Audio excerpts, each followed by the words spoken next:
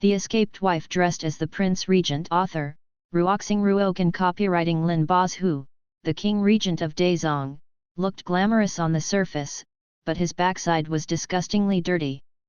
A treacherous official, everyone can punish him.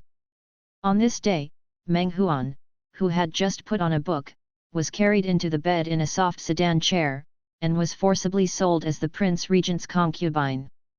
How to save yourself from traitors? Meng Huan was going to play on the original owner's design, that is, noble and glamorous.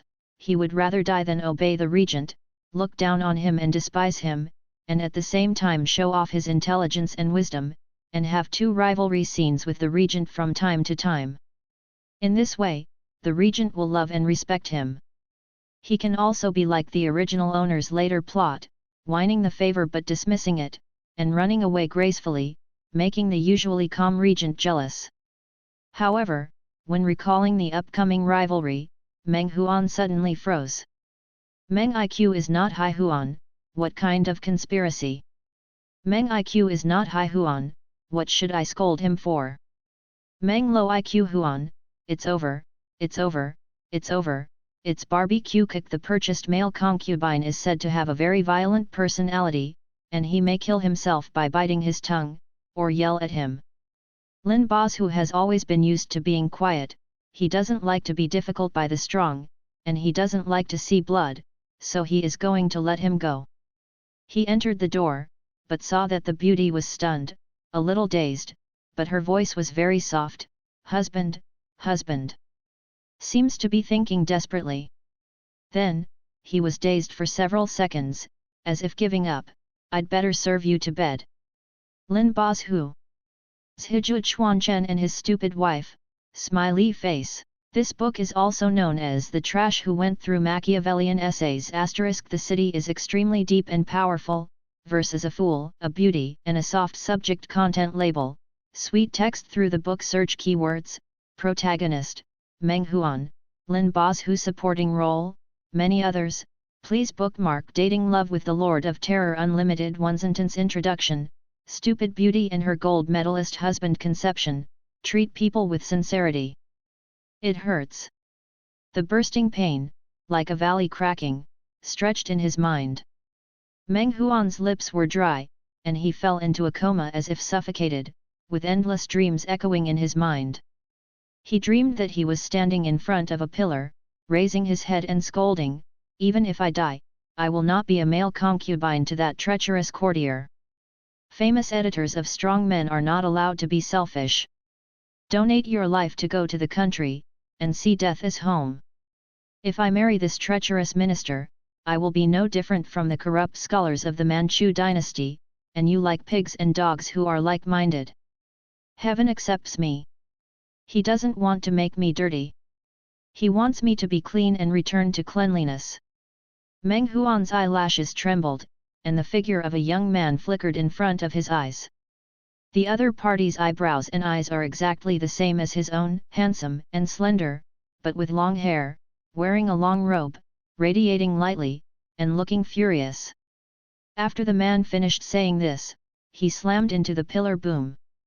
There was a burst of severe pain in his head, and Meng Huan suddenly yelled, "Don't!" He suddenly opened his eyes, his pupils dilated, his face was dripping with sticky sweat, which slid down his pale and handsome chin, and wet the hair around his ears. A man stood in front of him, glanced at him, and stood up. Someone asked, "Are you awake? Woke up? That's good, don't let him seek death again. Wash it first, and the prince will use it at night." After speaking, there was a sound of opening the door, and someone walked out. Meng Huan's heart was beating violently, the lingering pain in his head was still there, and he looked around blankly. The glowing red wedding room and candles, the blood-stained pillars, and the incomprehensible gibberish, are they still in a dream? Meng Huan blinked, and the little Xi Nu who had just been ordered approached, holding a basin of water, and said, "Mr. Meng." Meng Huan looked at him in surprise. "What did you call me?" "Call you Mr. Meng, what's the matter?" After the other party finished speaking, he took out a bright knife from behind, and said to himself, "Mr. Meng, if you still insist on seeking death, the villain can help you.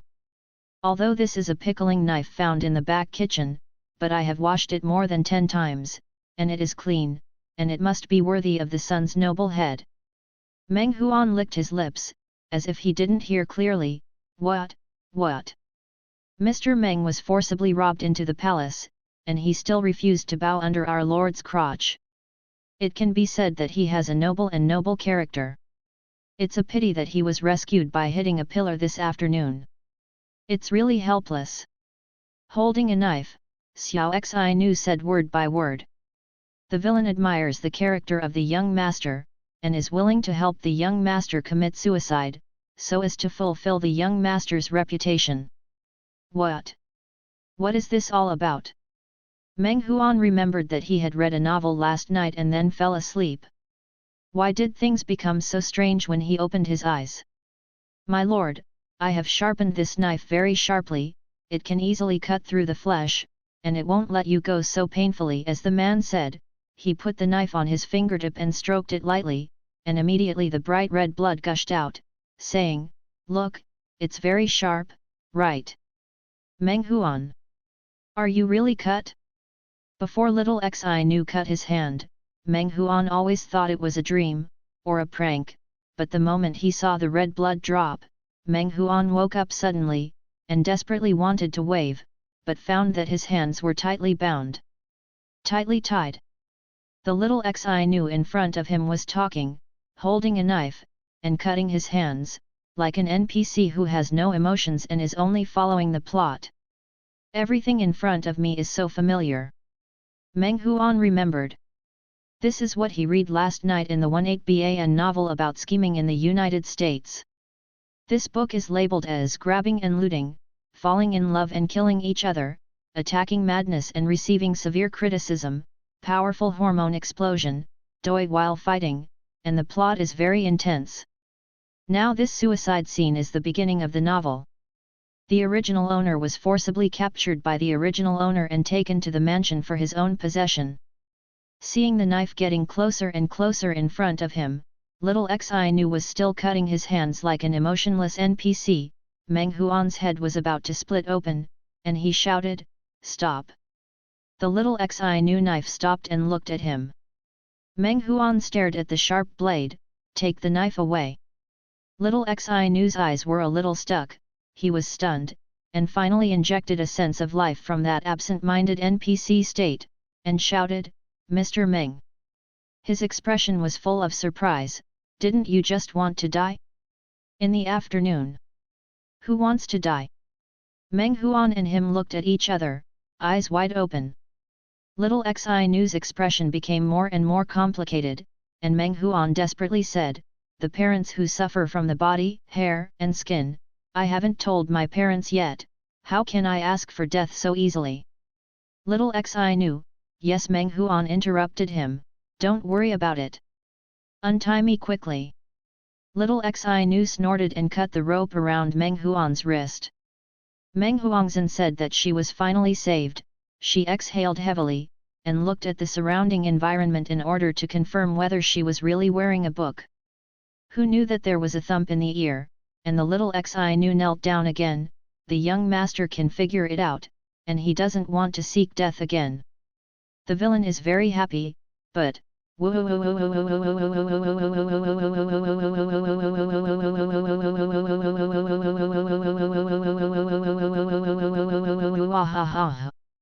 Meng Huan's head hurts.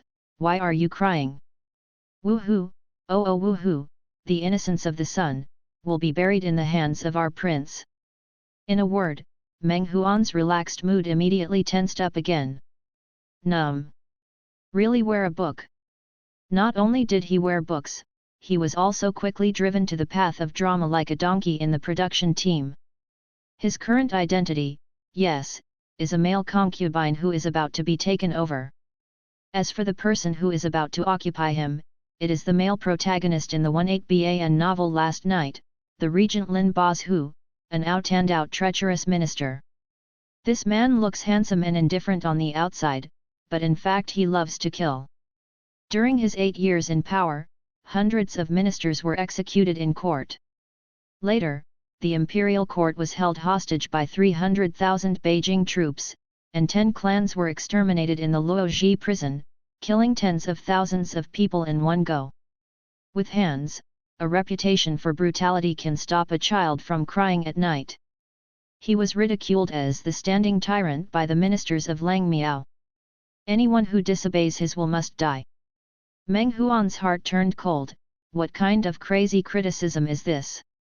Reading a book is refreshing for a while, and wearing a book crematorium.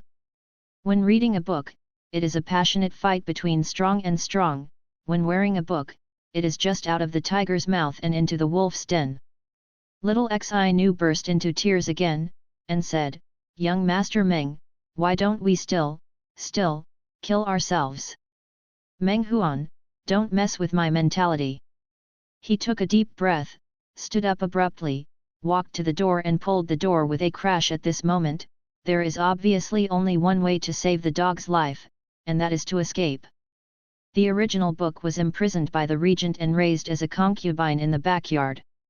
After failing to seek death, he lost his mind, kept a low profile, and finally found a chance to escape to the 9 sides to organize an army.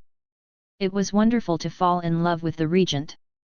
The original owner can escape, why can't I escape? Meng Huan's heart was filled with pride and ambition, but as soon as he opened the door, he found that there were many soldiers and horses standing in the yard at some point, lined up in a dense row, not to mention people, not even a mosquito could fly out. Meng Huan, who was thrown cold water in seconds. "I heard that. I thank you, because of you, the 4 seasons are warm." Little Xi Nu followed behind him. The voice stopped abruptly. The courtyard was crowded with people, and under the moonlight, a servant dressed as a manager was kneeling on the ground, kowtowing his head loudly. "My lord, spare my life! My lord, spare my life!" When the villain lost his mind for a moment in the afternoon, Mr. Meng hit a pillar. It was the villain's fault. The villain neglected his duty. "Please forgive me, please forgive me." The slave's voice was terrified and tortuous, and he crawled on the ground, but was kicked away mercilessly by a soap boot protruding from the shadow of the flower. The male voice was extremely low and deep. "Knowing that you have neglected your duties, why don't you go to receive the punishment?" The servant turned pale. "My lord." Before he had time to defend himself, 2 rows of armored soldiers walked out from behind, pressed the steward's calf with a clamp stick, and then dragged him into the darkness with his armpit under his arms. Then there was a howl like a steward killing a pig.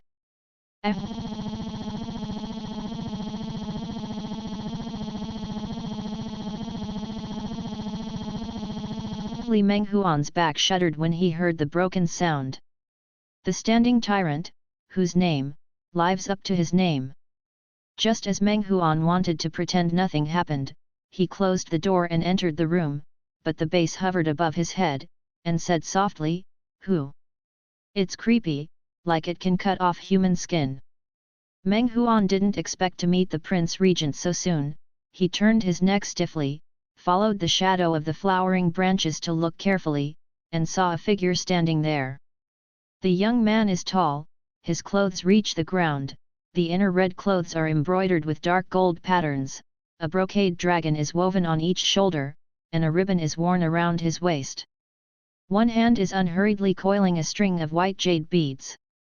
The beads were handed off one by one in his hand, and just as he scolded the servant, his fingertips didn't stop at all. In the shadows, Meng Huan couldn't see his facial features clearly. He could only vaguely feel that the bridge of his nose was straight, his lips were thin, and his eyes were covered with a layer of snow-white tulle, which was tied behind his ears and tied around the jade crown on top of his head. When you see this white gauze, you will understand that this is Lin Bazhu, the Prince Regent. A treacherous minister, a traitor and a traitor. The inner cruelty is like Shura, and the outer beauty is like a Buddha's son. Little Xi Nu licked his lips and asked, "Master, son, are you still running away?" Meng Huan looked at him coolly, "Shut up. Lin Bozhu stood there without any movement, and raised his hand slightly when he heard the stewards yelling. The soldiers immediately put down their sticks and lifted up the steward who was blood-stained on his back. Standing behind him, Ching Ke, Shan Xing said, "Unlucky, you can't even look at a person, you know how to push Pai Gao to play polo. First save your dog's life, and if you do it again next time, the prince will definitely not spare you lightly." The steward was crying, "The villain understands, the villain understands, thank you, my lord, for your kindness. Go away." Shan Xing ordered his servants, "Take him back." Seeing the steward being carried away, the yard became quiet again. During the brief silence, Meng Huan felt that the regent King Lin Bozhu's eyes fell on him again. Meng Huan's back felt cold. Feeling like a weak little rabbit, being held by Lin Bozhu's fingertips, pinching his ears and touching his belly wantonly, he didn't even dare to say a word. The atmosphere was a bit awkward. Meng Huan summoned up his courage, smiled jerky at him and said, "Husband, husband." Through the tulle, Lin Bozhu's eyes lost a bit of gloom, but the chilling feeling when he stared at people remained undiminished. He turned his head halfway, his hair was hanging down to cover his forehead, and his lips seemed to be pulled slightly. The understated voice blew along the wind. "Didn't you say you have a strong temper? Meng Huan." In a word, it made Meng Huan feel nervous. It's over, the characters are wrong. In the original book, Meng Huan was the only man who confronted the regent's ruthlessness and tyranny. Not only was he not hacked to pieces, but he was respected and put on the shelf. The reason is not only that Meng Huan is extremely smart and handsome, but also because he has a noble temperament and arrogance, and has never looked down on Lin Bozhu, a courtier and traitor. Speak in a simpler way, the regent likes smart people with a strong temper. Call. Meng Huan exhaled slowly. For the sake of life safety, it's time to set up an arrogant and smart person. In the eyes of everyone, the young man who was standing in a daze at the door suddenly changed his face, his brows were slightly furrowed, his white eyes were full of thought, and even his eyes were narrowed. Meng Huan's appearance is fresh and handsome, with stretched eyebrows and eyes, looking extremely warm, and the narrow and long corners of his eyes add a bit of femininity, and his sullen face is also somewhat gloomy. Meng Huan supported his head and scratched his hair. He's an extremely smart character who actually has an advantage. After all, he just finished reading this book 2 days ago, and being familiar with the plot of the original book is generally the biggest cheat for a book traveler. Meng Huan scratched his hair again. A novel of 600,000 words, I have almost forgotten it. Meng Huan tried to recall some historical knowledge. I almost forgot about it. Meng Huan. While Meng Huan heard the sound of his scheming world collapsing in front of his blank mind. Is it possible for him to the extremely smart person? At the same time, Meng Huan's head was filled with a gust of level 8, and accompanied by mechanical sounds, he began to howl crazily, "Help me! Help me! Help me!" There was silence in the courtyard for a while, the wind blew through the thick green branches of the tree crown, and they spread slightly, shaking off the moonlight all over the courtyard. There was a pop in front of the door, and Lin Bozhu stepped on the steps and walked up to him. He was extremely tall, his back blocked part of the moonlight, and the shadow fell in front of Meng Huan, wrapping him into the shadow with almost no effort left. The shadow fell, sending the heat from his body. Lin Bozhu turned his face sideways and lowered his eyes. "What do you want to say?" Meng Huan was stunned for a long time, his expression has been hovering between hesitation, anger, despair, and remorse. At this moment, he finally came back to his senses, and looked at the murderous and brutal regent in front of him. Save! Meng Huan was no longer as energetic as when he just passed through the book, but became numb, his heart was like ashes, and there was only a small flickering fire, which was his survival instinct. He took a deep breath, raised his head, and gave Lin Bozhu a fresh smile, as if nothing had happened just now. Lin Bozhu squeezed his teeth lightly, his gaze deepened. Then, Meng Huan unintentionally tore off the shirt slightly. Under the silk material, the young man's slender bones were winding and beautiful, and his complexion was as fair as porcelain, with a slight pink glow. He coughed, "Husband, aren't you tired from going to court today?" The voice was obviously trying to seduce, but it was a little jerky and stiff. He coughed again, and lightly picked his cuff, "I'd better serve you to bed." Behind Meng Huan, little Xi suddenly looked up at him. It was written all over his face, "Mr. Meng, when did you become such a person?" Meng Huan ignored it. The original owner is extremely smart, but Meng Huan doesn't have this ability. Since Lin Bozu also likes his beauty, he can only serve others with tears in his eyes.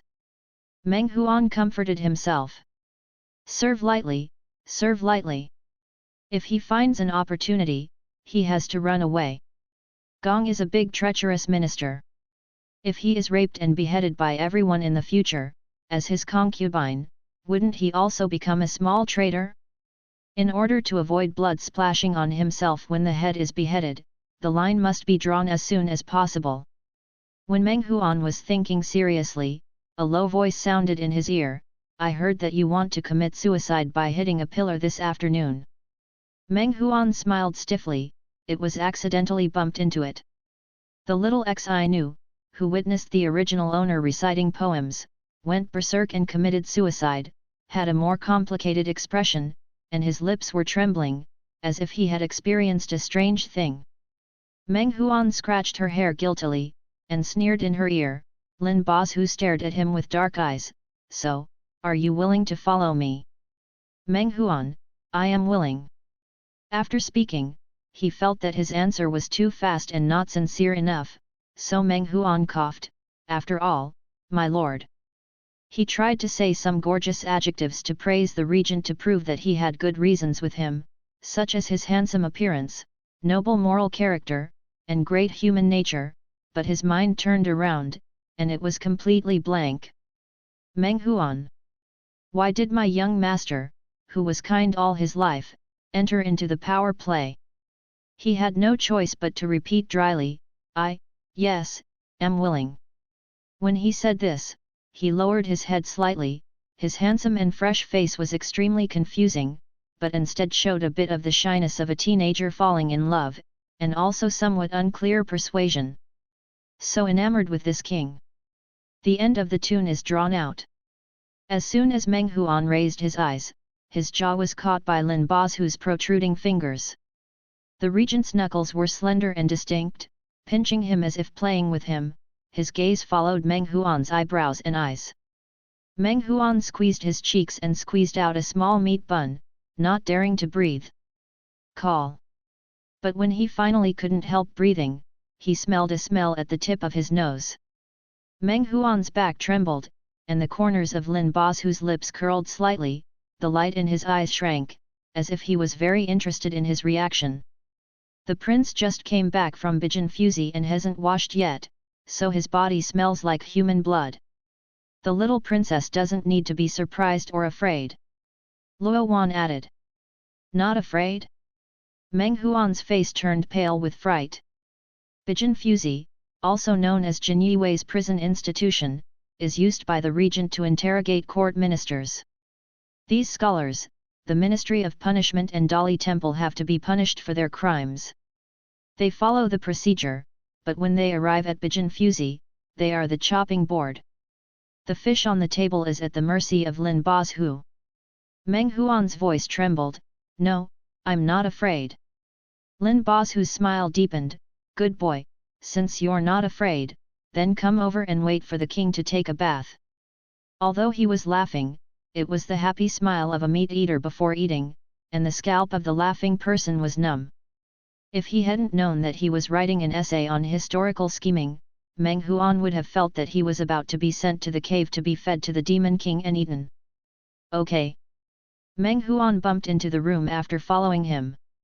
The servants who filed in brought hot water, while Lin Bozu stood behind the screen, holding the white jade bead string in his hand. He reaches out. Meng Huan took the things in his hand reluctantly but still wisely. The white jade beads were also stained with blood. Help! What kind of is this? Take off your clothes. Lin Bozhu said. Meng Huan's legs were weak, and he put the jade beads on the wooden tray supported by the servant, walked quickly to Lin Bozhu's side, and stretched out his hand to take off his clothes. Lin Bozhu was half a head taller than him. At this time, he lowered his eyes and stared at him intently, and his slightly warm breath fell into Meng Huan's ears. Meng Huan didn't even dare to lift his eyelids. He untied the outer robe of his king's suit, and put his white hands on his inner robe. The clothes of the ancients were different from those of modern people.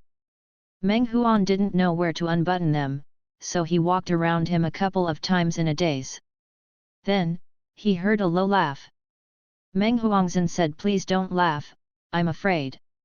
After finally finding the loose buckle, Meng Huan pulled the end of the rope and gently tugged, and the smooth satin shirt was slowly released, revealing the male body covered in it. Just by looking at it, Meng Huan blushed again. Zhongshan Pillow Beauty is obviously a conspiracy novel, so why would an old critic like Meng Huan, who only reads the emotional line, read it? There is only one reason, and that is that the car drives well. In the book, the Regent, how to put it in particular? On the bed, especially fierce. So, in excellent shape. Meng Huan looked away and tried to pretend not to look sideways, but from the corner of his eye, he had already noticed the powerful male body in front of him. The collarbone was thin, the shoulders were broad and neat, and the thin skin was covered with extremely powerful muscles. Imagine the trend of this shoulder and waist movement. When reading the article, Meng Huan was amazed at the energy contained in this perfect and lean body. Meng Huan was a little scared again, and looked dizzy again, so he quickly changed the subject. "It's time to enter the water." "Can?" Lin Bozhu asked in an unclear manner. Meng Huan, "Hey." The corner of Lin Bozhu's lips twitched slightly, the lower body hasn't taken off yet. Meng Huan. "No, people on TV don't take off their pants in the shower." A rush of hot blood rushed directly to his forehead, making Meng Huan flushed all over his face. He looked at Lin Bozhu as if confirming, and after realizing that he was not joking, he resignedly stretched his hand to his waist. "Smiley face, you are lofty, you are amazing, you want me to take off your pants?" The smooth silk cloth hangs down to the ground. Although Meng Huan had already reminded himself to avoid his gaze, he still hadn't had time. In the book, he repeatedly used words such as magnificence, weapon, dagger, expanding territory, plundering, piling machine and other words to describe the closeness of things. In close proximity, Meng Huan quickly closed his eyes, screaming in his heart that Amitabha is guilty, and turned his face away as if being stung by a needle. The image I just saw flashed through my mind. It's really, no exaggeration. Meng Huan panicked like a kitten, and scooped up a handful of water in a panic. "My lord, let me help you see if the water is hot." The water splashed and Meng Huan's fingers trembled. "Hey? Is it hot?" Lin Bozhu looked down at his face with a smile in his voice. He seemed to take a step forward, and was very close to Meng Huan's back. Meng Huan almost felt the hot air fall to his ears, and it blew past his ears, making the back of his ears wet, very seductive. Not only is Meng Huan blushing so badly now, but his fingers are burning red, and he can hardly tell whether it is the water heat or his own heat. How could this be so? Shouldn't it? Is it so emotional, the problem described in the book? After all, it is often written in the original text that Gong Xiao and his body fit well, and when they meet each other, they will be dry wood and fire. Meng Huan confirmed it, so he will trigger this strange switch, and he is very excited about Lin Bozhu. That's right. He has no interest in the treacherous minister. Meng Huan patted his forehead to force himself to calm down. "It's not hot, the water temperature is just right, the prince can go into the water now." The corners of Lin Bozhu's lips raised slightly, still showing a slightly cruel smile of a carnivore. "Thank you, concubine." With a crash, Lin Bozu entered the pool. He propped his chin with one hand, like a mermaid lying on the shore, his slender knuckles tapped against his ears one after another, still staring at Meng Huan intently. Under his gaze, Meng Huan had to keep reminding himself that he could breathe when he was with him in order to relieve the tension in his back. Meng Huan followed his duty as a concubine and walked to the side of the pool. Yu Yan picked up his hair, only to see some light pink smudged from the depths of his long black hair. Meng Huan finally knew where the smell on his body was coming from. Hair. His hair was stained with human blood. Meng Huan's heart beat wildly, his small face became pale, his fingers stiffened suddenly, his back tensed again after he had just relaxed, and his eyes rolled. The corners of Lin Bozu's lips twitched slightly, as if he was amused by his frightened appearance, and said with a smile, "The Fuzi of Bijan has recently arrested some dishonest rotten scholars, and this king just went to interrogate their accomplices, so the methods are a bit rough. Have nothing to do with you relationship, don't be afraid. Do not be afraid." As a modern person, had Meng Huan ever seen such scenes? Meng Huan nodded stiffly and continued to wash his hair. The layer of dark red blood flowed down and gradually spread out, dyeing the surrounding water light red. And Lin Bozu sat in the water in his free time, with his wet black hair sticking to his skin. He looked like a handsome Shura ghost. The better the uglier it is." While Meng Huan was muttering to himself, his wrist was suddenly grabbed by him. Lin Bozu turned his head, the shadow of the candle light fell on his eyebrows and eyes. "Does my concubine want to take a bath with the king?" "Meng Huan, to be honest, I don't really think so." But after he finished speaking, he saw Lin Bozu's slender fingertips knocking on the edge of the pool for a while, and he didn't continue to knock, but paused inexplicably. The atmosphere became silent and quiet. Meng Huan untied his clothes numbly, without saying a word. "This concubine will come down now." The slender fingers resumed tapping. Lin Bozu smiled, "What a good boy." The clothes were almost taken off, but Meng Huan still left the last pair of safety pants, stepped on the bank of the pool and entered the water, and then walked a few feet away from the Linbo boat as if avoiding the plague, scooped water and washed it on his body, pretending to be a looks like he's busy taking a shower. His complexion was fair and smooth, as white as smooth porcelain, so white that it almost glistened. But maybe because of the heat or shyness, the cheeks, ears, neck, backs of hands and joints are all blush, which is quite attractive. After washing his body, Meng Huan took a sneak peek at Lin Bozu, who was completely undisguised. The red behind his ears became even more intense, and he slowly lowered his head. Lin Bozu paused with his fingers, and then he saw Meng Huan's head hooked extremely low, and then sank into the pool water. Hulu Hulu puffed up a few bubbles, and swam slightly like a small fish, as if he would rather drown than face him. The corners of Lin Bozu's lips twitched a little.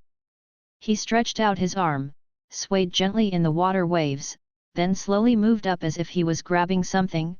Then, he pinched Meng Huan's jaw and raised his entire face. The young man's eyelashes were stained with water, and his lips were moist and vermilion. He looked very handsome, but his eyes looked at him blankly. Lin Bozu's eyes were full of inexplicable emotions. He clasped his fingers tightly, and gently stroked his chin until his fingertips felt scorching heat. Meng Huan. The court impeached him 5 days ago to Meng Swimming's son. Meng Swimming was exiled to Fengxiang as a military member. Only Meng Huan was stopped by him in his life and stayed in the capital. I heard that she scolded him in the yard for several days and nights, and she was at odds with him, but when she saw her face, she was unbelievably soft and cute. Lin Bozu's slender fingers moved down slowly, and touched Meng Huan's slender and fragile throat, as if he could crush it with just a light squeeze. But he didn't want to do that.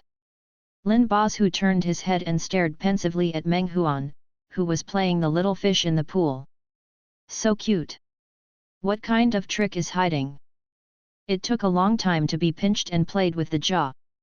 The steam on Meng Huan's shoulders evaporated, bringing a cool feeling, and the atmosphere was beautiful. The scene was like a fragrant scene in a TV drama where a tyrant and a concubine take a bath together, flower petals, a rose bath, two naked people facing each other, scooping up water to wash each other, and then it's time to be sweet in the water. Lin Bosu stared at him intently, through the water mist. The entangled pus and ambiguity in his eyes made Meng Huan feel a little dizzy. According to the routine, it's time to start turning upside down next. Will he come for a kiss?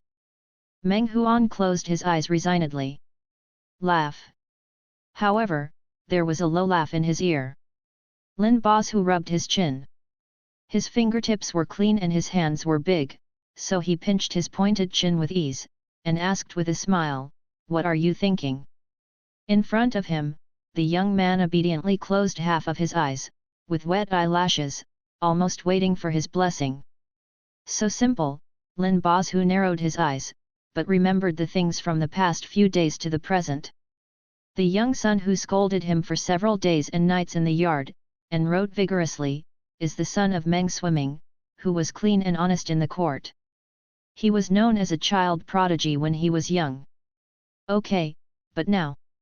Lin Bosu lowered his eyes. Meng Huan was tickled by him, and blinked. How could it be so simple? Lin Bosu tightened his fingers, and a low voice sounded from outside the door, "My lord, there are words from the palace." Well, good time. Lin Bosu let go of his hand, glanced at Meng Huan, and waited for this moment. "Come in." Meng Huan and Lin Bosu were behind the screen, and they could vaguely see the figure walking behind the silk veil. The man stopped behind the screen and said politely, "Your Majesty, please pass on an order." When outsiders came to discuss important matters, Meng Huan lowered his head to pull the water surface, pretending to be distracted and manually disappearing. Lin Bosu raised his eyes and said, Huan, listen too." Meng Huan raised his head and asked blankly, "Hey? The king will have something to ask you later." Lin Bosu raised his lips slightly with pleasure and malice, put his hands on the bank of the pool, and closed his eyes lazily. Meng Huan pursed his lower lip, and turned his gaze away from the screen. The person who proclaimed the decree read it sternly. Brother Huang received the decree, 5 days ago. Li Ke Shizhong, member of the Ministry of Industry, Wei Lang, and others jointly impeached Brother Huang for embezzling ink and embezzling tax money. This is really a frame-up. Presumptuous etiquette is to stir up the brotherhood between you and me. Now I have ordered Dong Chong to send these treacherous ministers Zhang Ji and Liu Zhang into the army. I also ask the emperor not to leave the house because of illness, but to take care of the whole country and take office as soon as possible. To work together with all the ministers in the cabinet to preserve the imperial court, so that I can comfort my heart. I admire you." When the decree was over, the man stopped talking. The atmosphere in the room was silent. Lin Bosu looked at Meng Huan and raised his eyebrows. "What did you hear?" The young man in front of him, that is, Meng Huan, was sitting in the water with a blank expression on his face. Perhaps it was because the temperature of the water became lower and the wind blew again. Meng Huan's face, which had been soaked in the water, became less hot and turned a lot whiter. Now it is even whiter. He is tense. Very good. Lin Bosu almost saw what he wanted to see, and asked with great interest, "What?"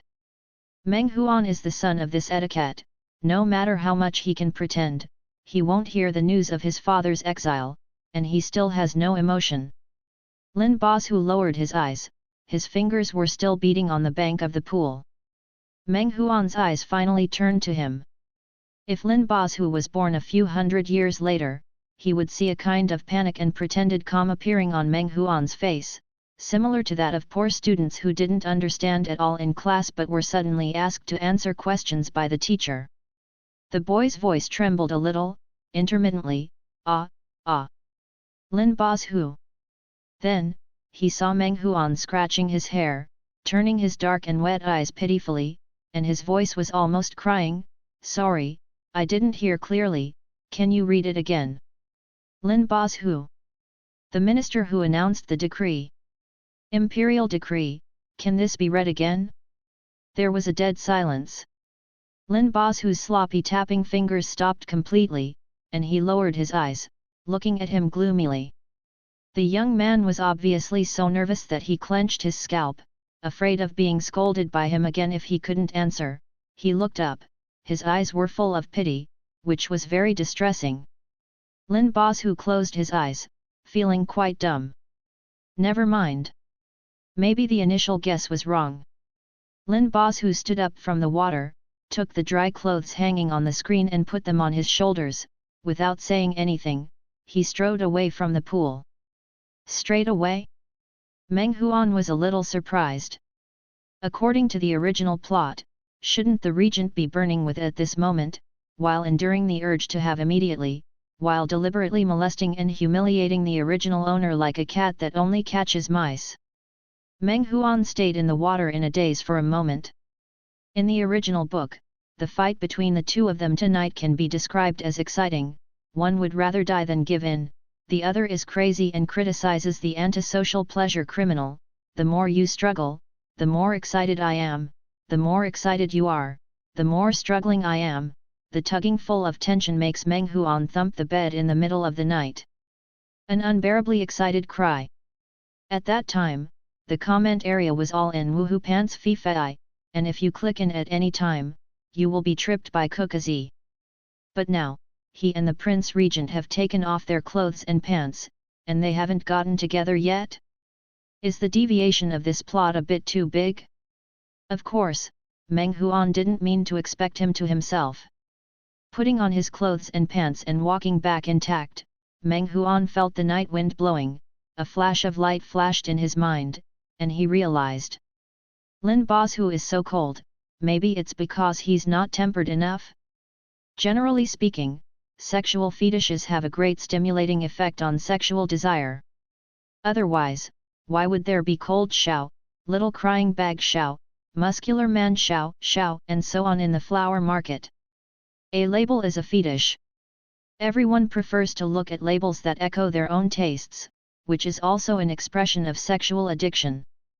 Good guy, Meng Huan is directly setting up the original owner's cold recipient to become an idiot. Swallowing her throat, Meng Huangzhen said, I'm sorry.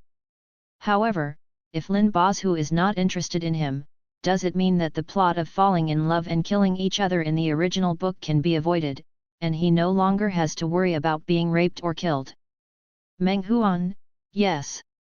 It's good to be bad, long live bad. Tabe Venus life in another world begins today. The night breeze was cool.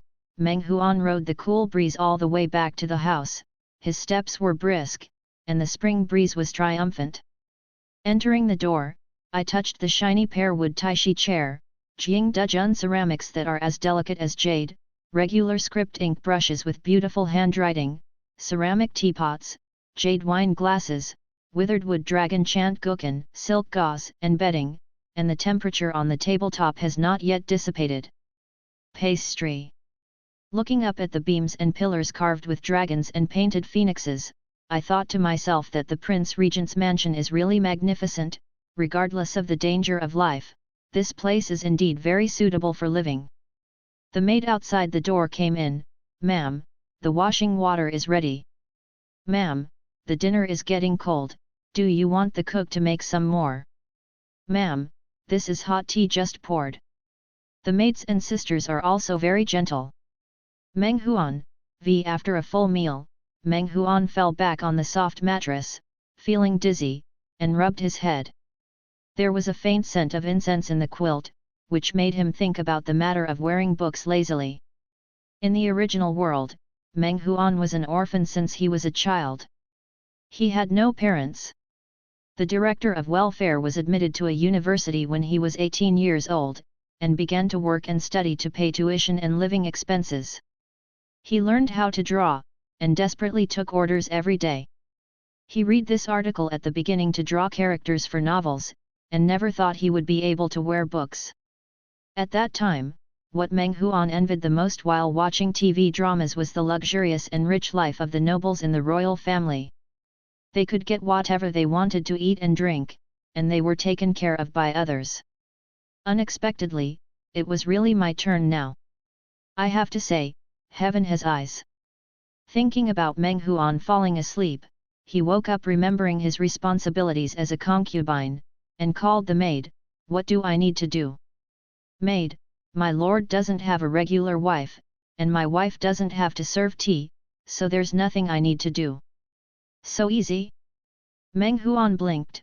Then do I need to eat and sleep with the prince for his entertainment? The prince doesn't like to be disturbed. If the prince wants to see his wife, he will send someone to inform him.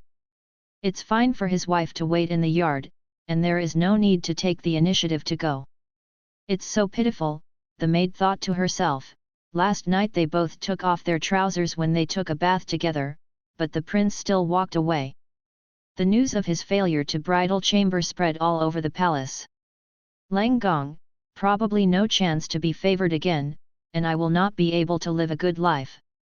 That's great, Meng Huan thought, this is simply a standard start for a wealthy widow.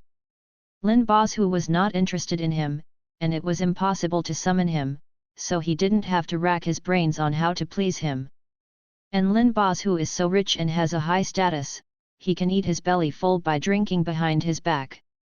Meng Huan looked pensive, as if he was thinking about something. The maid was about to comfort him. Meng Huan asked deeply, as the prince's wife, how much money can I receive every month? Maid. According to the usual practice, Madam is a concubine, 50 taels of silver a month. The maid said with patience. What happened? Don't you think about competing for favor at all? Meng Huan wrung his fingers, scratched his hair, and carefully calculated the exchange rate of silver to RMB. 1 or 2 discount is 600 yuan, 50 taels, then he will have 30,000 yuan a month for living expenses. Absolutely, 30,000 pocket money a month, what a concept.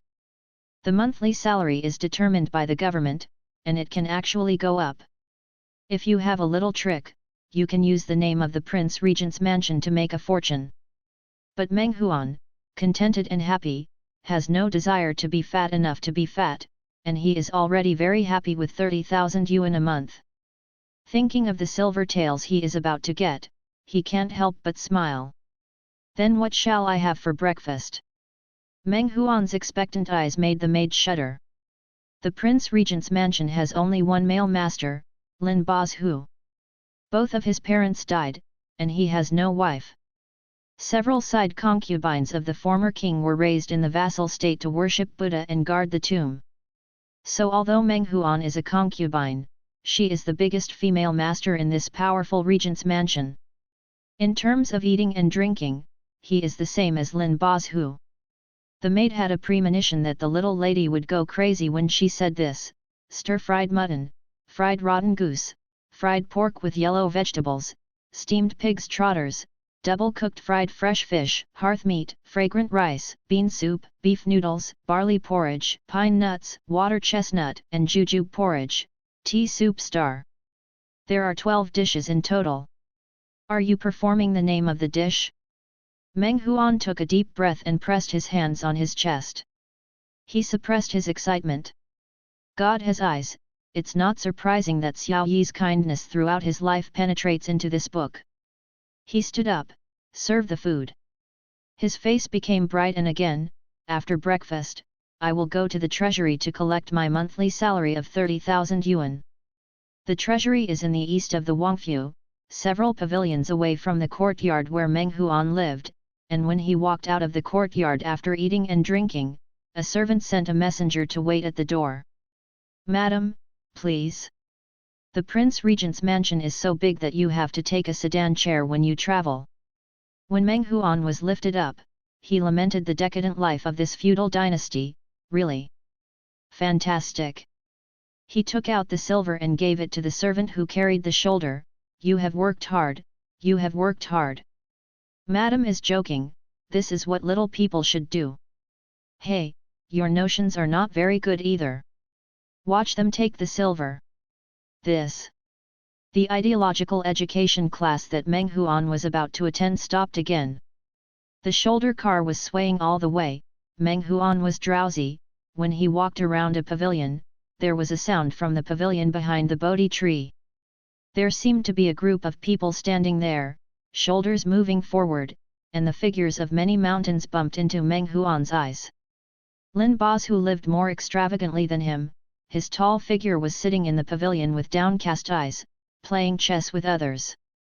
Behind him, the maid shook the fan for him, the Qingke held the chess pieces for him, the servant stood by with an umbrella to cover the sun, and a group of servants and attendants stood outside the pavilion. Meng Huan's eyelids twitched. Go around. The servants carried their shoulders and were urged like crazy, go around, go around. Go around him. Before turning into another road, there was still a bad luck voice coming from behind. Who is so bold? Seeing the prince not getting out of the sedan chair, the servant put down Meng Huan and knelt down on the floor. The ancient etiquette system was very strict. When they met each other, officials of several ranks had to kowtow, officials of several ranks had to avoid walking with their superiors, officials of several ranks were not allowed to walk on the same official road with princes, and if they crossed the border, there would be Wind Constitution officials who would be in charge of picketing and even enter the capital.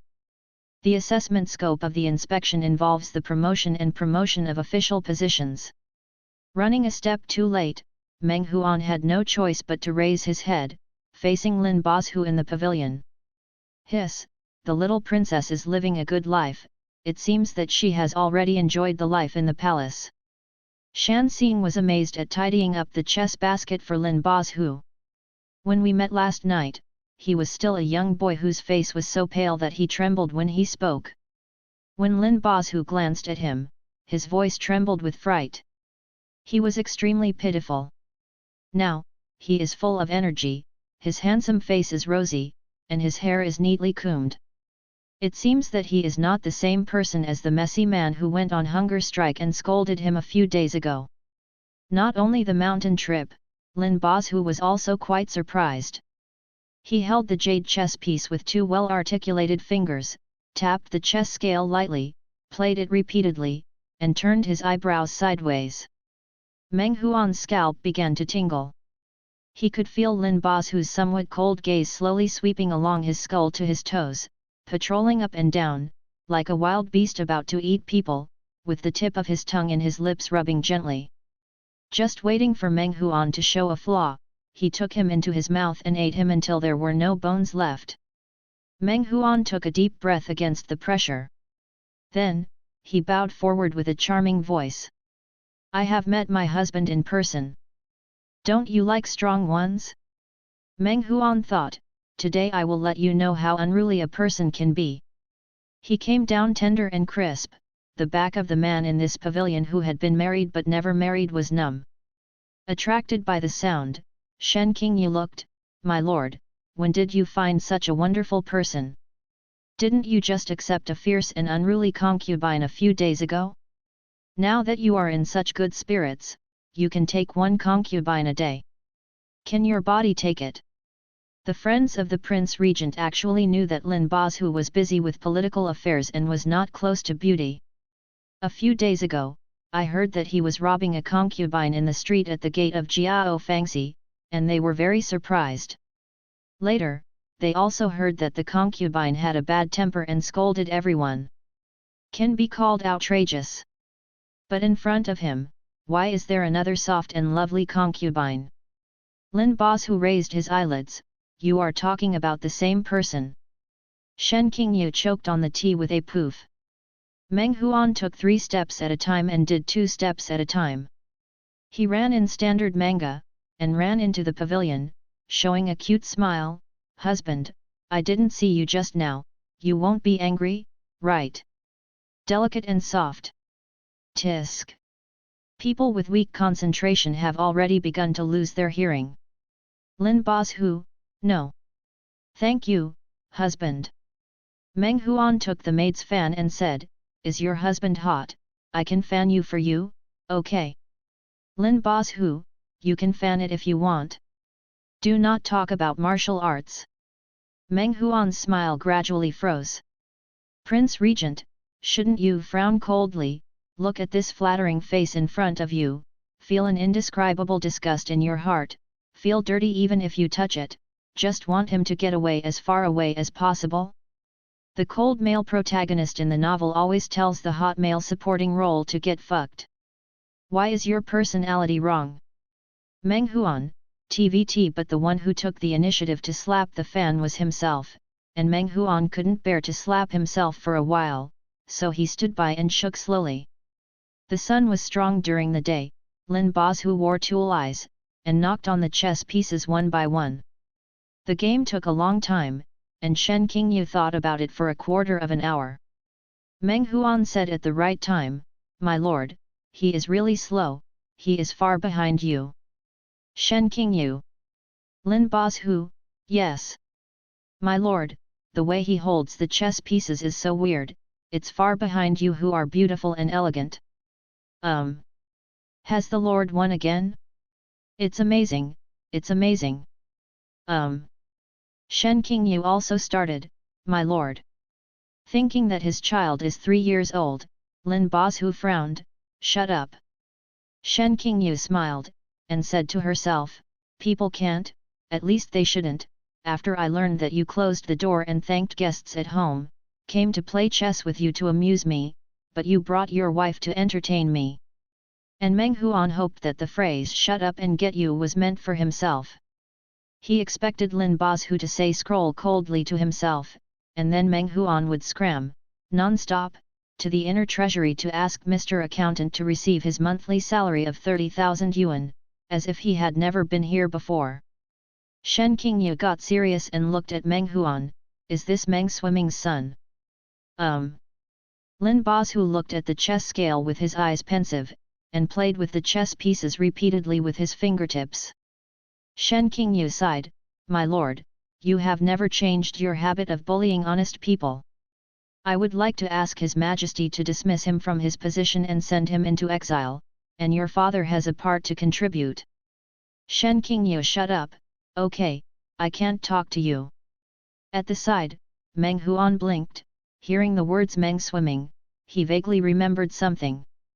Meng Huan's father was framed and imprisoned for impeaching the regent. He was dismissed from his post and exiled to the army, and sent to a remote place. As for Meng Huan, he was filled into the Jiao Fang secretary for people to have fun. Jiao Fangxi, that is, government-run brothels. Meng Swimming's impeachment of the treacherous minister, the regent, was well known in the capital. Someone in the Jiao Fang secretary secretly took care of him, preventing him from receiving guests and making his body dirty. Unexpectedly, someone came to make trouble this day and kicked open the door of the Jiao Fang secretary, let that criminal minister the son came out to pick up the guests. As a show of humiliation, the other party pinched Meng Huan's chin and said with a smirk, "You look really fresh, the young master's mansion is just short of a concubine to serve, or you can come." Pulling all the way to the street, no one expected that the frame of the regent king just passed by. The curtain was lifted, covering half of Lin Bozu's handsome and indifferent side face, "Who is making noise?" Someone said, "The one who robbed a concubine was Meng Swimming's son." Lin Bozu glanced at Meng Huan. He left a sentence, "This man, the king, has taken a fancy to him and brought him back to the palace." A simple sentence determined Meng Huan's ownership, and everyone who wanted it was silent. Who would dare to it from Lin Bozu? "I'm afraid there is no result yet, the head will fall first." Staying in the Jiao Fang division, or being taken as a concubine by the young master, or following Lin Bozu, no matter which one is not what Meng Huan doesn't want. But since Meng Swimming's life was safe, Meng Huan didn't think much of it for a while, and continued to shake his fan. "Father, let your son live with his life first." Lin Bozu glanced at the tea, as if he was thirsty. Meng Huan hurriedly made tea, half leaned over and handed it with a smile, "My lord, please use tea." He has a fresh smile, bright eyes and soft voice, very much like a daji who seduced King Zhou. The backs of all the people in the pavilion were numb and uncomfortable. "It's so hot. I kind of miss my wife." The regent's dark and narrow eyes lowered, his eyes fell on the yellow tea soup, and the corners of his lips curled up. This king doesn't drink the tea for the first time. Hey! What is smelly? Shan Xing took the teapot with a smile. The first time the tea is strong and bitter, the prince doesn't like it. Madam, let the villain come to add water.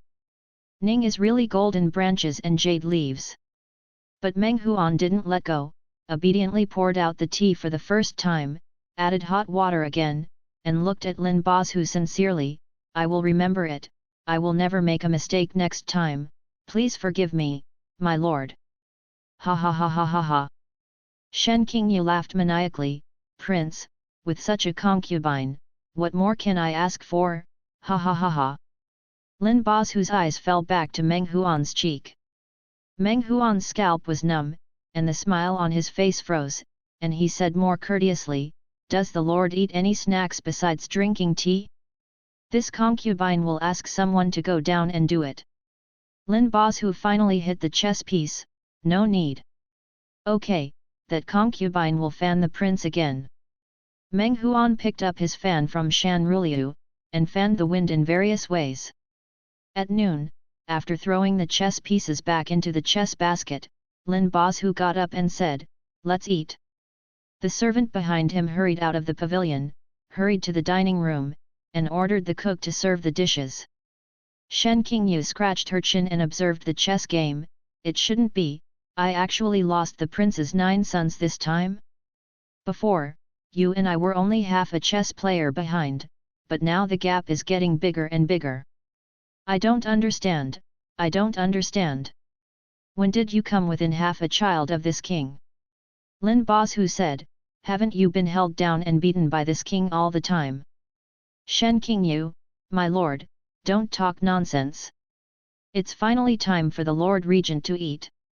Meng Huan rubbed his sore wrist, thinking that I can finally go to collect the money. Lin Bozu took a step, thought of something, and said, you come too. Meng Huan was alert immediately, no need, my lord, I can't be a concubine, just go back to my yard for dinner. Oh! Being rejected by him, Lin Bozu's dark eyes shone with some light, as if a long-awaited predator caught the movement of its prey. Meng Huangzhen said it was wrong, she was disobeying the prince again. That is to say, his personality became fierce again. It's like, beginning to conform to his sexual fetish again. Resisting the MMP that was about to come out in his heart, Meng Huan smiled freshly, and stood up slowly, okay, my concubine will come right away. The dining place is in the Lotus building next to the lake. The air here is fresh and the environment is pleasant. When the breeze blows, the green lotus leaves are surging on the lake. Shen Qingyu stood outside the pavilion, my lord. Without outsiders, you don't need to be bound by that etiquette. You can sit down and have a meal, and the same goes for mountain trips. Sit down with the venerable facing south. Meng Huan is a concubine, and sits beside Lin Bozu as an attendant. His buttocks are not warm, and he heard the sound of serving dishes. The previous one reported 1 fat chicken with mushrooms, 3 delicacies duck, 5 strands of shredded chicken, stewed meat, stewed persimmon, stewed cabbage with sliced meat, braised mutton, stewed mutton with spinach and tofu, yam with cherry meat * Meng Huan, wow! Donkey stewed cabbage, mutton sliced with Sichuan radish, duck strips with sea cucumber, duck diced with kudzu rice, roasted mushrooms, sliced meat braised with magnolia slices, shredded lamb stewed, fried spring rolls, fried pork with yellow leeks, smoked elbow flower belly, stewed tofu, smoked dried shredded vegetables, fried shredded cabbage with pepper oil, dried spiced spices, sacrificial meat soup, boiled sailor, boiled white meat, fresh carp * Meng Huan, wow wow wow! Meng Huan's eyes stared straight. Lin Bozu cleaned up his hands without looking at the table, and resumed the chess game with Shen Qingyu just now. I lost a total of 9 games, it must be because I was too distracted just now. Shen Qingyu insisted on throwing the blame on Meng Huan. Lin Bozu snorted, turned his head, and saw Meng Huan staring at the table. pressing his fingers on the chopsticks quietly. Although his expression was calm, he could see that he had to start spinning as soon as he gave an order. Lin Bozu raised his lower eyelids with a bit of pleasant malice. Shan Xing immediately understood his expression, and said kindly, "Mrs. Meng, I will trouble you to serve the prince for this lunch." Meng Huan. What? A bolt from the blue. Your prince of golden branches and jade leaves still needs someone to serve you when you eat? How can I serve rice? Isn't it just chewing it into pieces and swallowing it in your mouth? Do you want me to break it up and feed it into your mouth? Shouting in his heart, Meng Huan licked his lower lip on the surface, swallowed hard, picked up the chopsticks to pick up the vegetables on the table resignedly, picked up a piece of juicy, fat and oily white meat, put it in the bowl of the boat, and swallowed. "My lord, please use it." Lin Bozu slowly sent it into his mouth. Picked up another piece of fresh, thick and soft fish with a pleasant fragrance, carefully picked out the thorns, and put it in the Lin Bo boat bowl. "My lord, try this." Lin Bozu re-entered. "Is it delicious?" He stared eagerly. The corners of Lin Bozu's lips inexplicably brought a smile. "Yes." Meng Huan, QAQ. He bit his lip, imagining that all the food had entered his stomach, took a mouthful of yellow chicken soup, blew it cold in a small sip, and tremblingly sent it to Lin Bozu's lips. "My lord, what does this chicken soup taste like? Is it fresh, fragrant, with the taste of chicken mixed with shiitake mushrooms?" Meng Huan stared at the spoonful of chicken soup so hard that he could almost inhale it through the storm of air. Lin Bozu gritted his teeth lightly. He was in no mood to use it anymore after being stared at like this, and at the same time he felt a little guilty. With one hand on the pear blossom wood chair, he raised his eyebrows. "Eat by yourself, you don't have to wait on me." This. If there is still a little bit of self-control, Meng Huan will say, "No, no, my lord, please let this concubine serve you well." But now, with the table full of dishes and the aroma, Meng Huan really didn't care about this or that. Hearing this, he nodded vigorously. "The concubine is not welcome." He took the fresh carp that Lin Bozu tasted just now with his chopsticks. In the mouth, it is really soft, tender, delicious, and has a unique taste. Tried the mushroom fat chicken again. Woo woo woo, honestly, it's delicious. Then try braised mutton shreds, smoked elbow flower belly. Then try stewed cabbage with sliced meat, braised mutton. Try again and try again. My lord, let's play another round after finishing the meal. I seem to know where the omissions in the last game are. When Shen Qingshan spoke, Lin Bozu only responded lightly. His attention was on Meng Huan.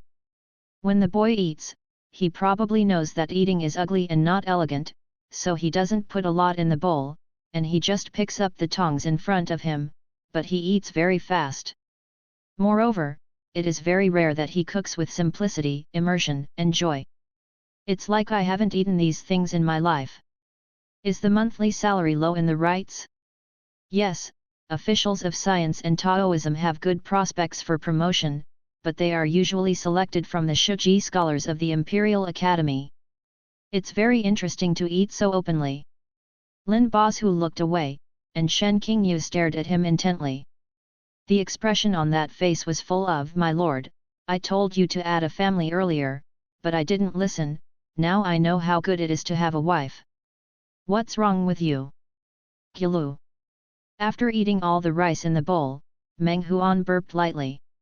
He was full and a little dizzy, but he remembered his mission as a concubine and turned to Lin Bozu. "Is the prince ready?" He picked up the chopsticks and prepared to continue serving. "I will serve you, shall I?" Da Fa Literatai Yaxing was writing poems facing the lotus flowers all over the lake during his mountain trip. He went into a frenzy and chanted with his hands behind his back. Shen Qingyu made a few comments from time to time while holding a wine glass. Lin Bo's boat bowl was empty, and he just said, "Pour the wine." Meng Huan poured him a glass of wine. "My husband, please use it." The voice is sweet, soft, and very cute. This sentence directly destroys the poetic nature of the mountain trip, and the last two paragraphs have a low temperament, instead lamenting that I have a wandering life experience. I am in my 20s, and I am still alone like the lonely lotus in this lotus pond. Shen Qingyu's smile faded away. Seeing that the food was cold, she slowly stood up. My lord. His visit to the Prince Regent's mansion was not just to accompany Lin Bozu to play Go, watch the show of love, and listen to Shan Xing to write complaint poems. Lin Bozu raised his eyebrows and signaled to Meng Huan, go back and rest. They should have something to talk about, and they have to keep their eyes and ears out of the way. Meng Huan was not too surprised, nor did he take it to heart. He stood up obediently, and exited the Lotus Pavilion without hesitation. He headed the way he came. Inner treasury, you'd better not close the door. Grandpa is here to get paid. Fearing that he would not run away in time, the young figure disappeared behind the trees. Shan Xing clicked his tongue. Mr. Meng is so cute now, could it be that he hit his head with a bumper that day? Lin Bozu snorted lightly, without saying a word, and motioned to Shen Qingyu, speak. Shen Qingyu bowed and talked about business. He is the son of Shen Zhimu, Minister of the Household Department. Lin Bozu and the Minister of the Household Department have always been connected with each other. They are in charge of the operation of a large treasury and have a close relationship. However, it is not convenient for Shen Shangshu to contact Lin Bozu directly at any time, so Shen Qingyu, a cheap son, has to run around. Father asked me to ask the prince when he will return to the cabinet to discuss politics. Lin Bozu was impeached. According to the rules, he immediately excused himself from illness and stayed in the mansion to wait for His Majesty to deal with him. But now His Majesty's imperial decree has been issued to punish those who impeached him and appease the regent, which proves that His Majesty trusts and recognizes Lin Bozu more in his heart. This battle was won by Lin Bozu. Shan Xing also nodded. It's time to return to the court. Lin Bozu looked down at the ripples in the water. It's too early. It's still early. The two looked puzzled. Lin Bozu lives idle in the mansion, and the cabinet has no instructions from him. How dare he use power easily? Now the official documents of the imperial court are piled up like a mountain, and the official affairs of the department cannot go through the process.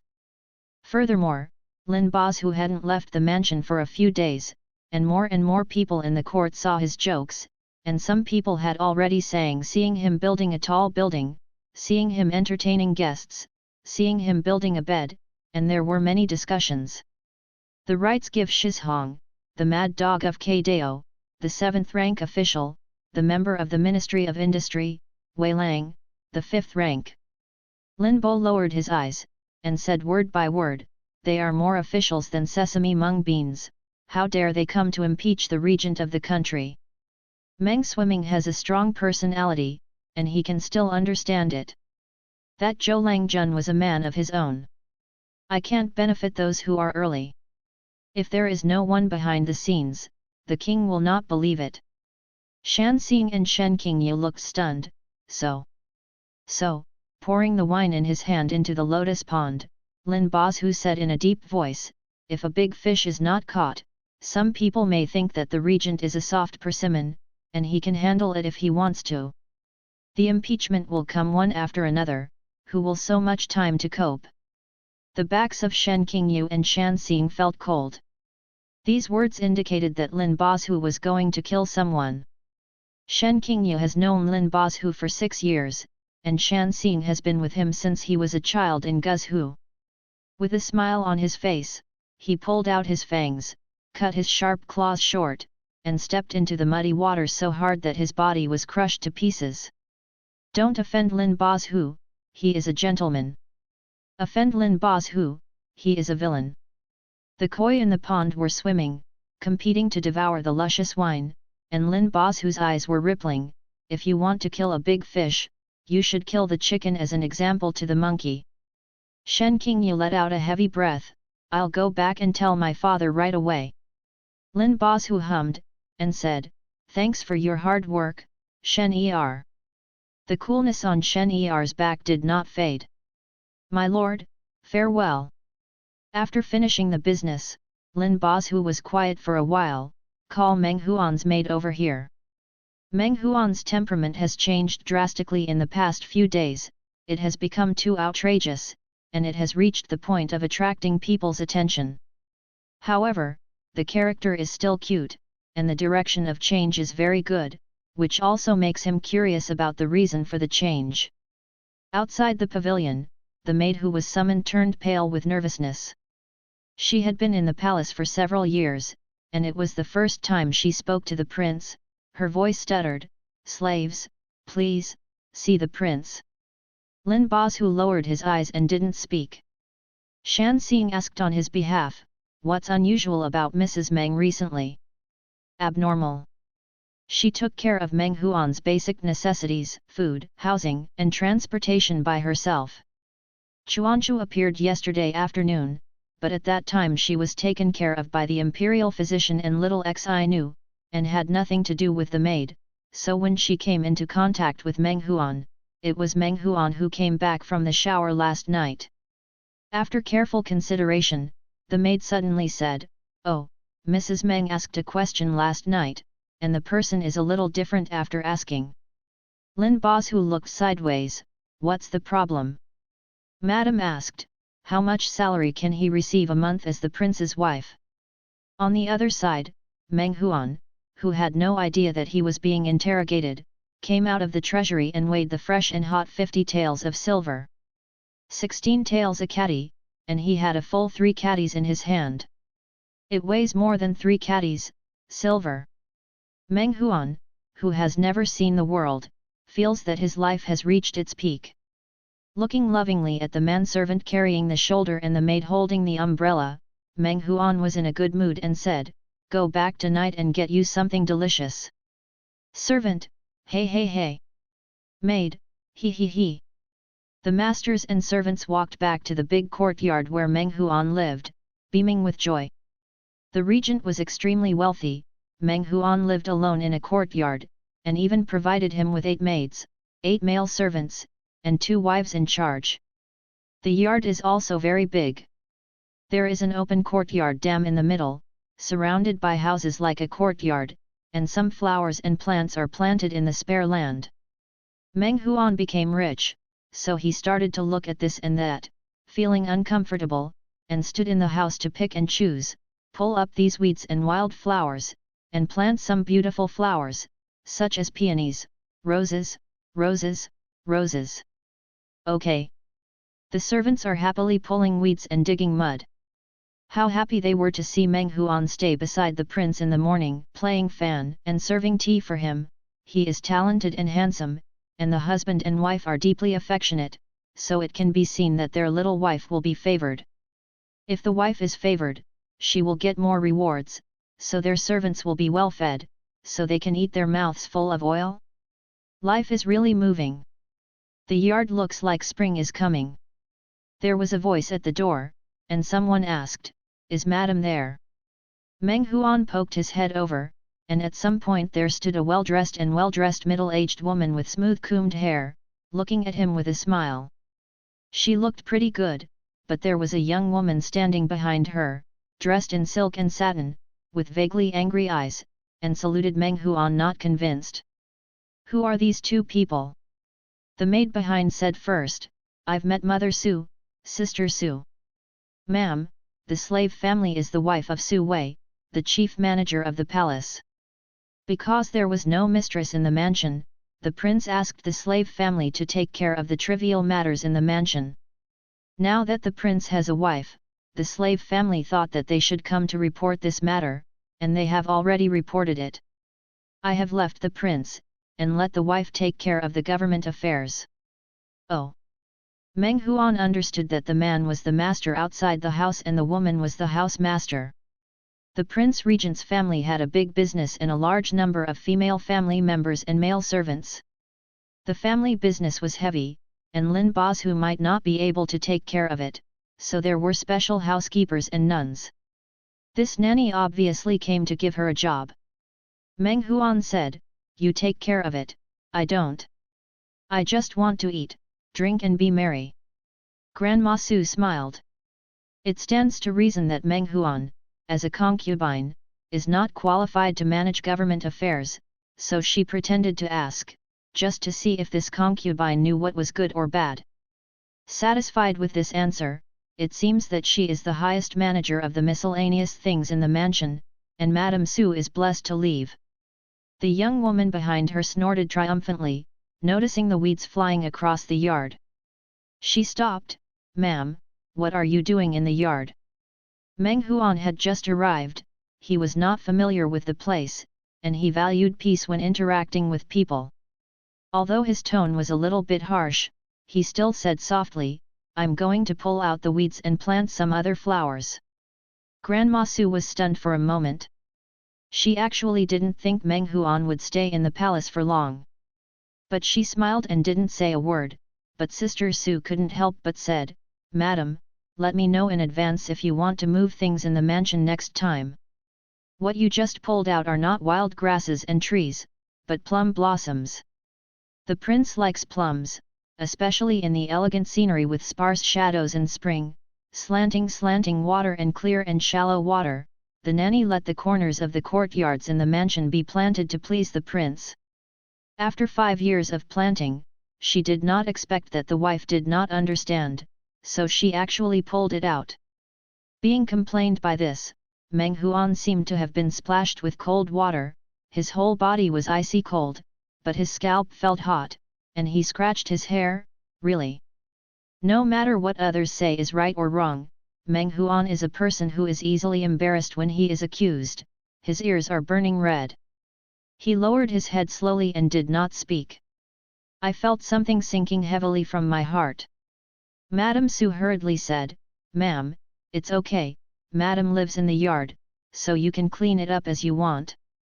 "Aunt Fang, you are so talkative." Su Fang, it was originally. The corners of Meng Huan's lips curled down, and he took a light breath. When Madame Su and Aunt Su Fang turned around, behind them, the maids suddenly burst into shouts of "Madam! Madam! Madam, don't be sad!"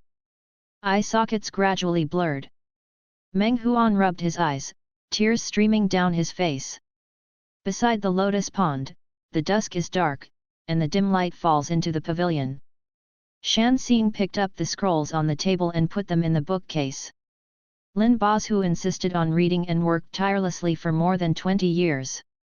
However, he should not use his eyes when his eye disease relapsed. He just listened to the contents of the book that Shan Xing read with a few kinks. After reading today's book, Shan Xing said, "My lord, it's time to eat." Lin Bozhu took off the gauze covering his eyes, and said, "Well, call the imperial physician again tonight." "Yes." Shan Xing turned his head to leave, and a maid hurriedly walked up ahead. Lin Bozhu recognized that she belonged to Meng Huan, and asked, "Why?" The maid fell to her knees with a thud, and burst into tears. "I beseech the Lord to decide, our wife, Madam, let Mother Su and her daughter scold and cry." All the way to the courtyard where Meng Huan lived. With his shoes on the slate, Shan Xing secretly looked at the silent regent beside him, feeling very complicated. According to what he knew about the prince in the past, there were too many female family members and male servants in the palace, and there were often conflicts and quarrels, and sometimes even jumped into a well after being scolded for having an affair, but he never asked about it. His energy was spent on the imperial court, Daizong, and the 6 departments and 13 provinces of the cabinet. He had to take care of the common people and deal with political opponents, which had exhausted his thinking, made him often have headaches, sleepless nights, and eye diseases recurred from time to time.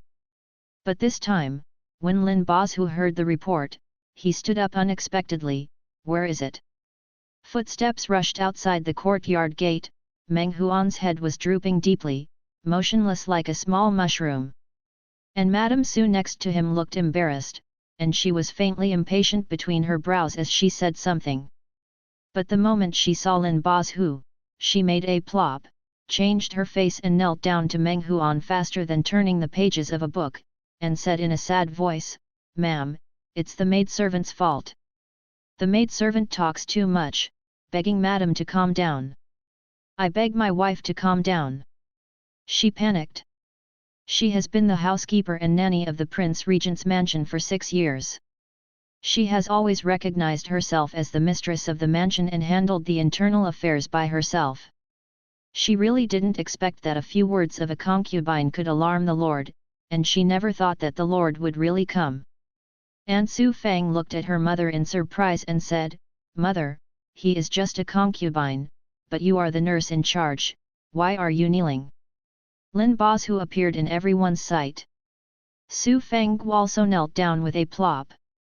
Meng Huan lowered his head, tears welled up in the corners of his eyes, and his mind was in a daze. He cries, simply because he feels a little uncomfortable, transmigrated into a book he is not familiar with. No matter what he does, someone will take care of him, someone will laugh at him. Being a concubine is still looked down upon by others. He just feels that he is useless, even if he is a bit superior, he feels uncomfortable. Cried. Nanny Su also kept persuading her, "Why are you crying, madam? Just speak up when you have something to say, madam is really a delicate temper, and my servant beats and scolds me anytime, but I don't see madam crying. If you are angry, slap me." Meng Huan said, "Ah, yes, yes, I am useless, so I cry." Overtly and secretly, didn't it mean that he was mentally fragile, and cried after hearing a few scoldings? What's wrong? Allow you to be eccentric, but don't allow me to cry? Meng Huan was also speechless. He wanted to wait quietly for his emotions to settle down, but suddenly a row of knees fell before him. He raised his eyes and saw Lin Bozu a few steps away. It was approaching evening, and the night was burning all the way from behind him, dyeing the forest and the eaves into a dim glow. With him? Who recruited him? Meng Huan wiped away tears directly. But his eye sockets were still red, the tip of his nose was also a little red, his eyelashes were wet with tears, his expression was a little fragile, and his red lips were slightly drawn down. In the pavilion, Lin Bozu sat down. What's going on? There was an indescribable sense of fear and oppression in the air, especially when Lin Bozu sat blankly. Several participants were sweating and their legs were trembling. Mother Su told the ins and outs. Lin Bozu raised his eyes and said one word, "Hit." With trembling hands, Mother Su walked to his daughter's side, lifted her up with her clothes, and slapped her the mouth. Snapped. She slapped her so hard that she was startled from left to right. Seeing a red mark appear on her mouth, her hair bun suddenly fell to the side, but Mother Su didn't stop. She raised her hand and slapped her again. Lin Bozu said 2 more words, "Go down." Mother Su nodded quickly, looked at her daughter distressedly, and said with tears in her eyes, "Thank you for your kindness, thank you for your kindness." The people in the pavilion dispersed, only Meng Huan was left sitting in a panic. He was scared to death. If each hit 50 big boards, they should be slapped in the face immediately. Who knew? A shadow suddenly fell in front of her eyes. Lin Bozu stood up, and his figure fell in front of Meng Huan. He stretched out a hand with distinct knuckles, and clasped Meng Huan's jaw. Those eyes were very close at the same time, the corners of the eyes were long and narrow, and the pupils were fixed in the night light, concentrating on Meng Huan's face. From the reddened corners of the boy's eyes to the tear-stained chin, his gaze slowly licked like the tip of a predator's tongue. Meng Huan was a little scared by his stare. In the ear, neither light nor heavy, Lin Bozu dropped 2 words. Waste. Not to mention Lin Bozu's people, but a little bird he raised. Everyone in this mansion has to make offerings as ancestors and burn incense every day. It meant that Meng Huan wouldn't make trouble, and even cry when he was said a few words. It seems reasonable to be called trash. Ah, yes, yes, I am trash.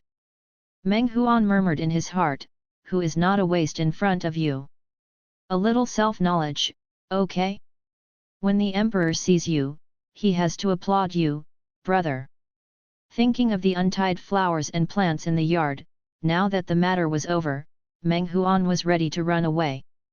It's not very polite to go directly, Meng Huan also pretended to say, "Thank you, my lord, for being the master of my concubine." It was full of flattery. Lin Boss Hu, yes. The concubine. And left. Shan Xing reminded, "My lord, it's time to eat." Lin Boss Hu turned around and said, "Come on. Bring it on." What does come on mean? Does it mean reluctantly let you come and eat with me? Meng Huan was stunned.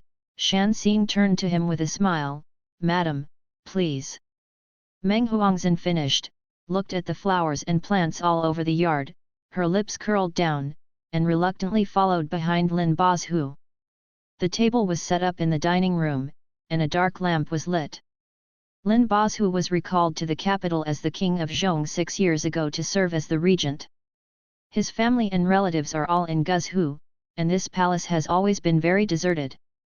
Before he took a concubine, the Qing guests and staff in the mansion would occasionally accompany him to have meals, but now that Meng Huan was here, after all, she was the prince's wife, not to mention she dared not go to the table, she didn't even dare to look at Meng Huan.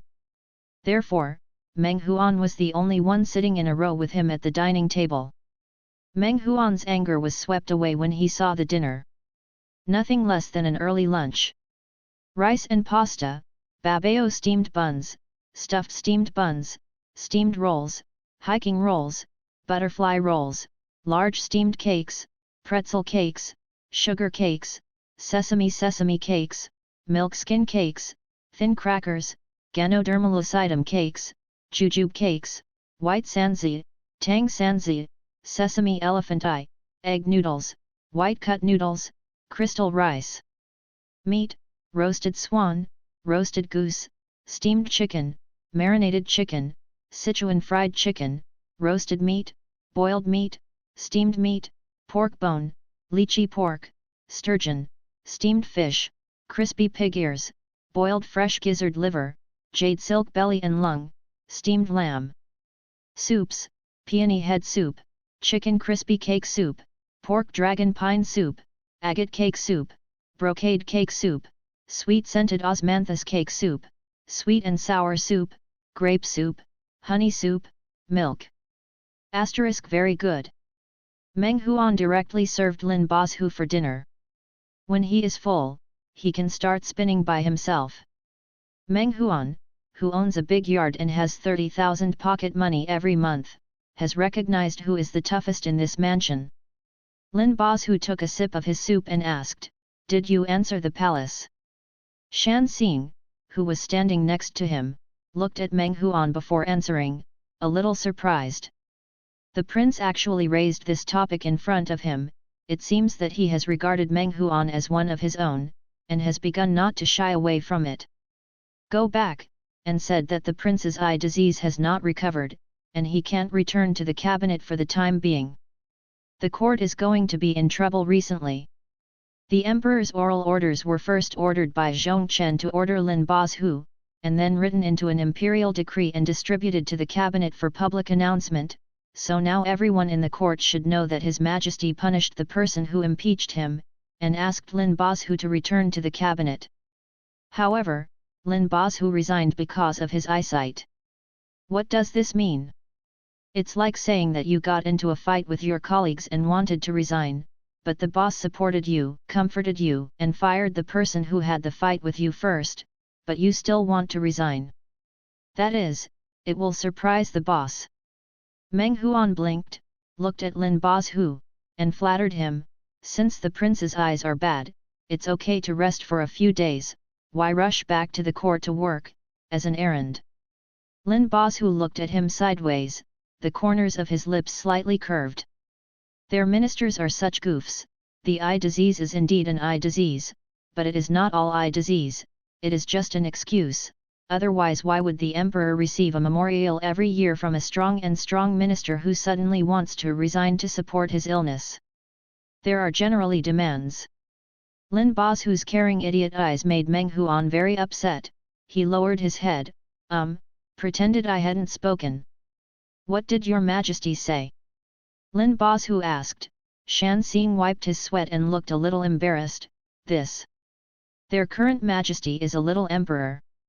He was 7 years old when he succeeded to the throne, and now he is only 13 years old. He has great trust and love for Lin Bazhu. When His Majesty learned that Lin Bazhu was unwilling to return to court, he burst into tears and cried out in pain in the Jinluan Palace. Brother Huang is not here, the great country and society are in danger. There is a kind of sympathetic feeling of swallow, how can I live without you? When the minister came to invite Lin Bazhu again, his eyes were full of tears. Your Majesty, please hurry back to the pavilion. Your Majesty hasn't seen you for a few days. You don't think about food and drink, and your face has lost weight from hunger. Hey. When Meng Huan heard this, he tisk in his heart. Lin Bazhu is worthy of the master of Pua micromanagement. He brainwashed himself, an outright treacherous official, into the unique pillar of the country in the eyes of the little emperor. Tea. Lin Bazhu suddenly said.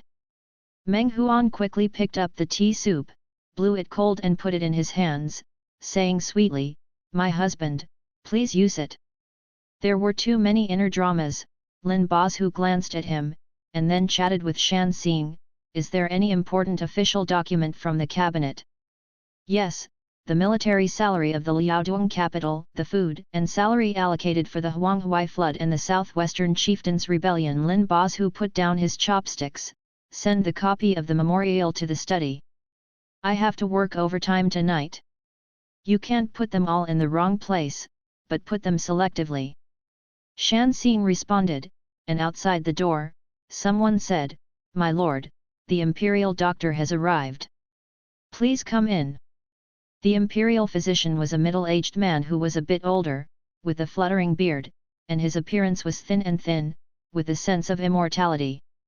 He came in with a medicine box, and first asked, my lord has recently followed the doctor's advice, has he used his eyes too much, and is it a waste of time? The words of the great doctor of heaven and earth are the biggest.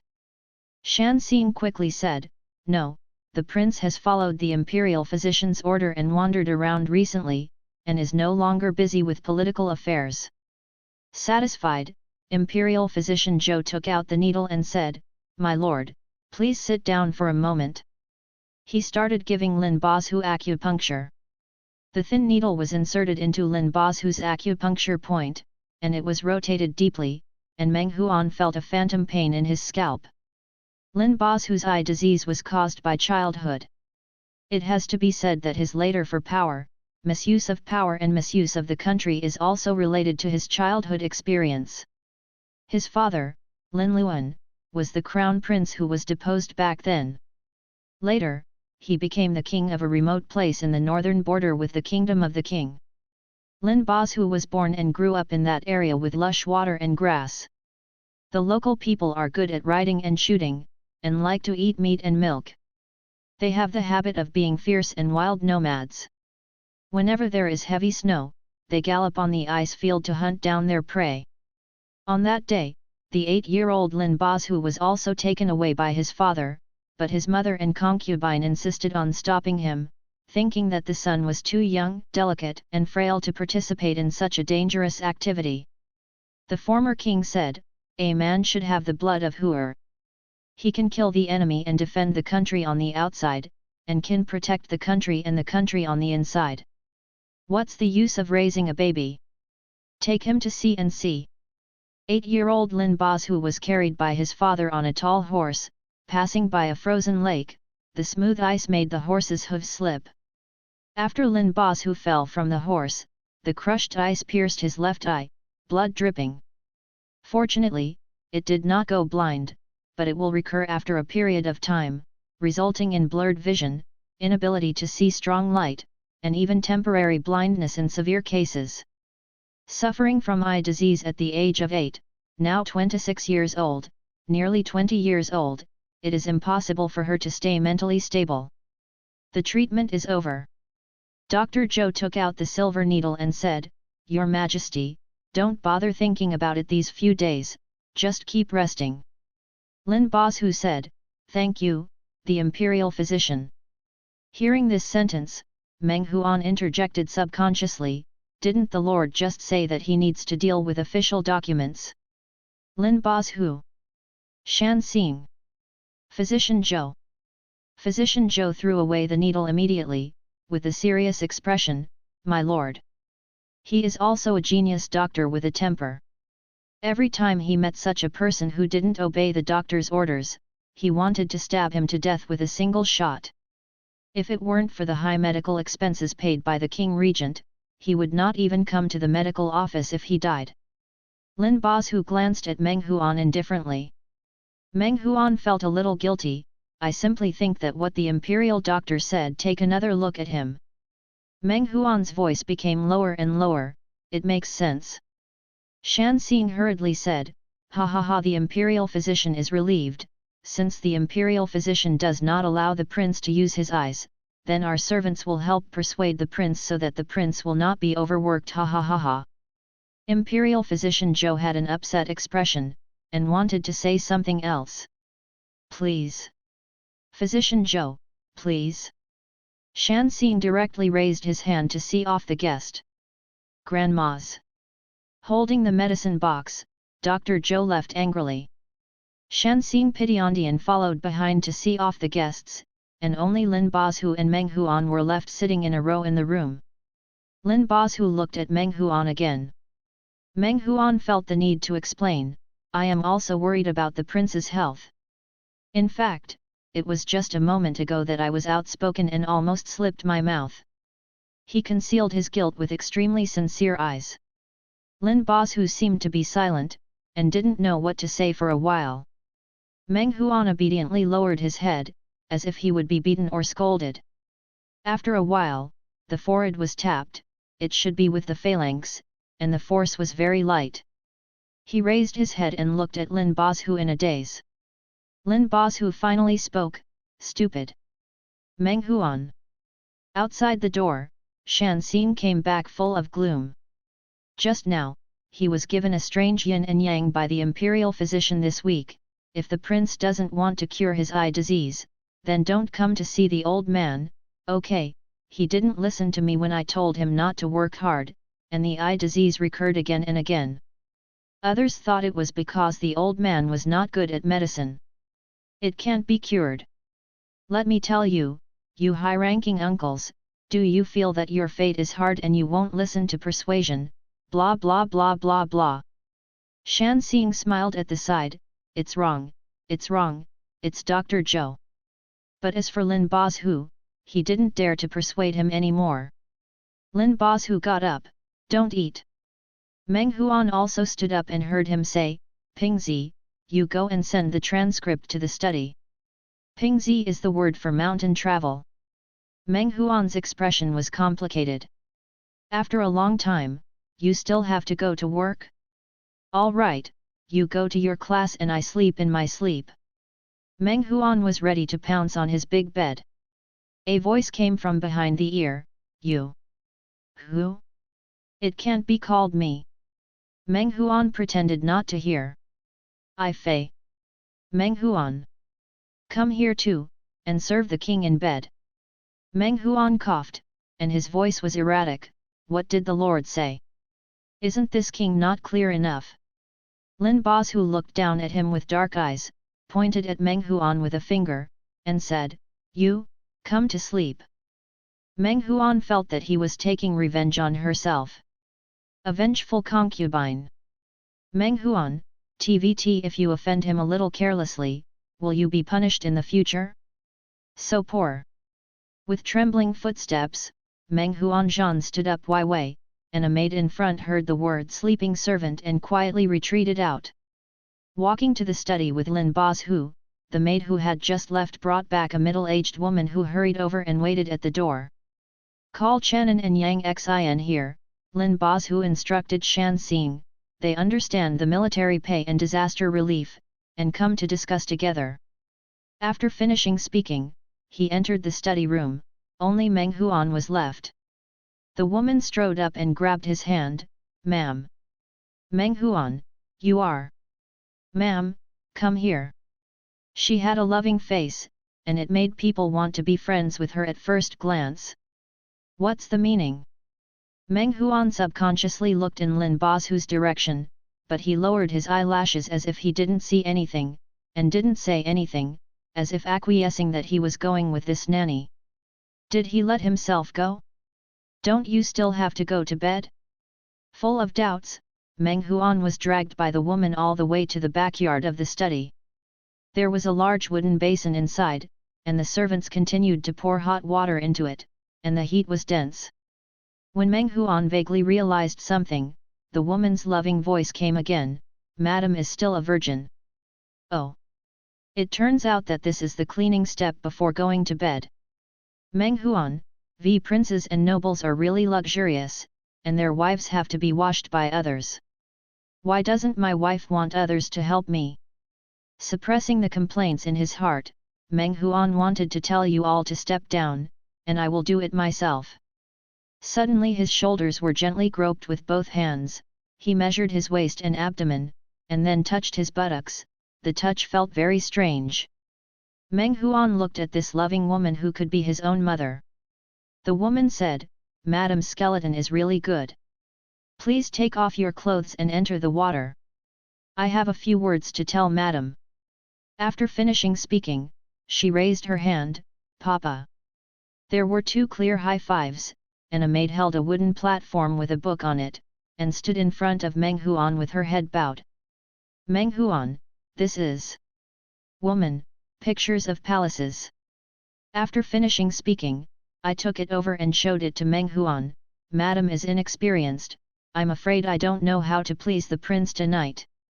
"Oh, look at this page, it's called Dragon and Tiger Intersection, white-faced lord riding a white tiger, Tsing Yi." In the picture, there are two people facing each other hidden, one pressing on the other, their necks crossed, their bodies entangled, and their postures twisted. Meng Huan looked at it for a while before he understood why the shape of this picture could be related to dragon and tiger. However, as an old from the 21st century, massive videos, high-definition big pictures, what haven't you seen? The excitement brought by a few pages of pictures is far inferior to Meng Huan's embarrassment at this time. The woman's voice is loving, "Madam, fragrance, warm, white, moist, tight, this is the key to a man's service, fragrance, that is." The aunt in front of her was old enough to be her own mother. Hearing what he said, Meng Huan's scalp tingled. With a click, the picture was closed, and Meng Huan couldn't take it anymore. "Don't look at it, don't look at it, I understand everything." "Has Madam seen it?" Meng Huan thought of an excuse, "I used to read a book a day in Jiaofang Division." More than just looking, Meng Huan was born in painting small yellow pictures. The modern human body is better than the ancient ones, so his paintings can have more sexual tension than this. Since this is the case, the slave family will save trouble. The woman's face was relaxed. She is somewhat authoritative in the palace. Any young girl should invite her to dinner the day before she gets married. Even some young gentlemen who like to go through the back door specially came to ask her about things in the house. So today, when they heard that Lin Bozu's concubine was going to sleep in the room, the servants immediately asked her to teach Meng Huan their experience without saying a word. Seeing that Meng Huan's face was not very good looking, the woman immediately comforted him, "Ma'am, don't be afraid, it won't hurt." "Woohoo, it will definitely hurt kick. You don't know. Lin Bozu chirping is so big. That is the evil root that has been described as murder weapon, dagger, and pile driver many times." Holding his clothes and mourning in his heart for a while, unable to think of a way to escape, Meng Huan looked at the book and said, "Can I take this book with me?" "Woman, why?" Meng Huan's expression was profound. "Let the Lord take a look and study hard, lest he stab me to death tonight." The room was filled with heat, and after a while, the door finally opened. Meng Huan changed into light clothes, his hair was wiped dry with cloth, combed it smoothly, his little face was flushed with water, and was escorted by the maid and the into Lin Bozu's study through the back door. The study of the Prince Regent's mansion is actually a side hall, deep and open. The front door is where the staff of the mansion walk, and the side door and back door are where concubines and servants walk. Discussions came from the front hall, and Lin Bozu's staff and Qing guests were arguing loudly. Floods in the Yellow River and the Huaihe River, the urgent delivery of 400 miles, clearly stated that the common people can't afford to eat. Your lord, you should immediately ask the Ministry of Households to allocate silver taels. Go to Jiangsu and Zhejiang to buy food for disaster relief. That's right. Go up the water transport route and deliver the food to the people as soon as possible, so that the world can be peaceful, otherwise the people will be in chaos. My lord, the villain thinks that relief should be paid with work. They were arguing fiercely. Lin Bozu sat in the chair and listened quietly, with downcast eyes, without speaking. Every time he encounters a major event, even if he knows it well, it will cause a quarrel among his staff. Some things become clearer the more he argues, the more noisy he is, the clearer his thinking becomes. But he will not express his position easily, and he will not let people see through his thoughts, and he likes to listen quietly. If you talk too much, you will lose, but if you think too much, you will never go wrong. Immersed in thoughts, the hall was noisy again. Lin Bozu didn't notice Meng Huan's arrival. Then I will wait slowly. Behind the beaded curtain and screen, Meng Huan sat down on the couch first. The noise in the front hall is in contrast to the quietness in the back bedroom, waiting for him not to come, waiting for him not to come. Meng Huan was fine, she lay down and finished flipping through the book. But that's all. He commented in his heart. Erotic art depends on the technological explosion of the 21st century, and there are all types. After looking through the palace, Meng Huan was a little bored waiting, constantly picking his hands. Like a lonely wealthy young woman waiting for her husband to come home. This kind of picture is a bit shoddy, afraid that Lin Bozu will mess up if he can't understand the details. Meng Huan looked around for a pen, and wanted to draw a complete tutorial picture on it. But the moment he wrote, Meng Huan wiped it out. What a shame! How can anyone take the initiative to draw XX for their own tutorials? All right, Meng Huan can only continue to wait. In ancient times, there were no lights, and there was no light pollution. The sky was pure black, and nothing could be seen. Therefore, the ancients slept earlier than modern people. Probably because of this reason, Meng Huan's biological clock has been advanced, and now he is starting to feel sleepy. During this period, he woke up several times, and Meng Huan desperately reminded himself to wake up. He had to hold on, he couldn't sleep, and when Lin Bozu came, he had to teach Dajiji how to make it less painful when he came in. Otherwise, if someone came in without paying attention, he would really be stabbed to death. After a long time, the sound in the front hall stopped. The night is dark, Lin Bozu said, everyone, go back and rest. Everyone saluted one after another. Lin Bozu said, a few days ago, His Majesty gave a batch of fine shoe brocades. My king asked my servants to cut some clothes and give them to you. It will be better to keep out the cold when the weather turns cold. Their aides and Qingke have no other jobs, they just make a living by advising Lin Bozu and making him happy. No matter how extravagant Lin Bozu is, they can live a good life. Shoe brocade is one of the 3 famous brocades, with full color blocks and beautiful styles, and the people who wear them are either rich or noble. The embodiment of honor is nothing more than basic necessities of life, which is Lin Bozu's great appreciation to them. Everyone clapped their hands happily, thank you, my lord. People dispersed. Meng Huan's heart beat suddenly, she stood up and waited for Lin Bozu to come over. Lin Bozu asked again, what time is it? Zai Shi. Shan Xing looked at the hourglass. Researching ink, Lin Bozu lowered his eyes and said, send a letter to the governor of Zhejiang province. Is the prince not resting yet? Sleep after writing this letter. There are 13 provinces in Daizong, with a vast territory, and the affairs of the court are piled up like a mountain. But Lin Bosu is very suspicious, he can't trust others, he has to do everything by himself, and sometimes he has to approve hundreds of papers a day when he is busy. Staying up late and working overtime is normal for him, and it gets late before he knows it, and he doesn't realize it yet. Gently tapping his forehead, Lin Bosu remembered something, and turned his head to look at the bed behind the screen.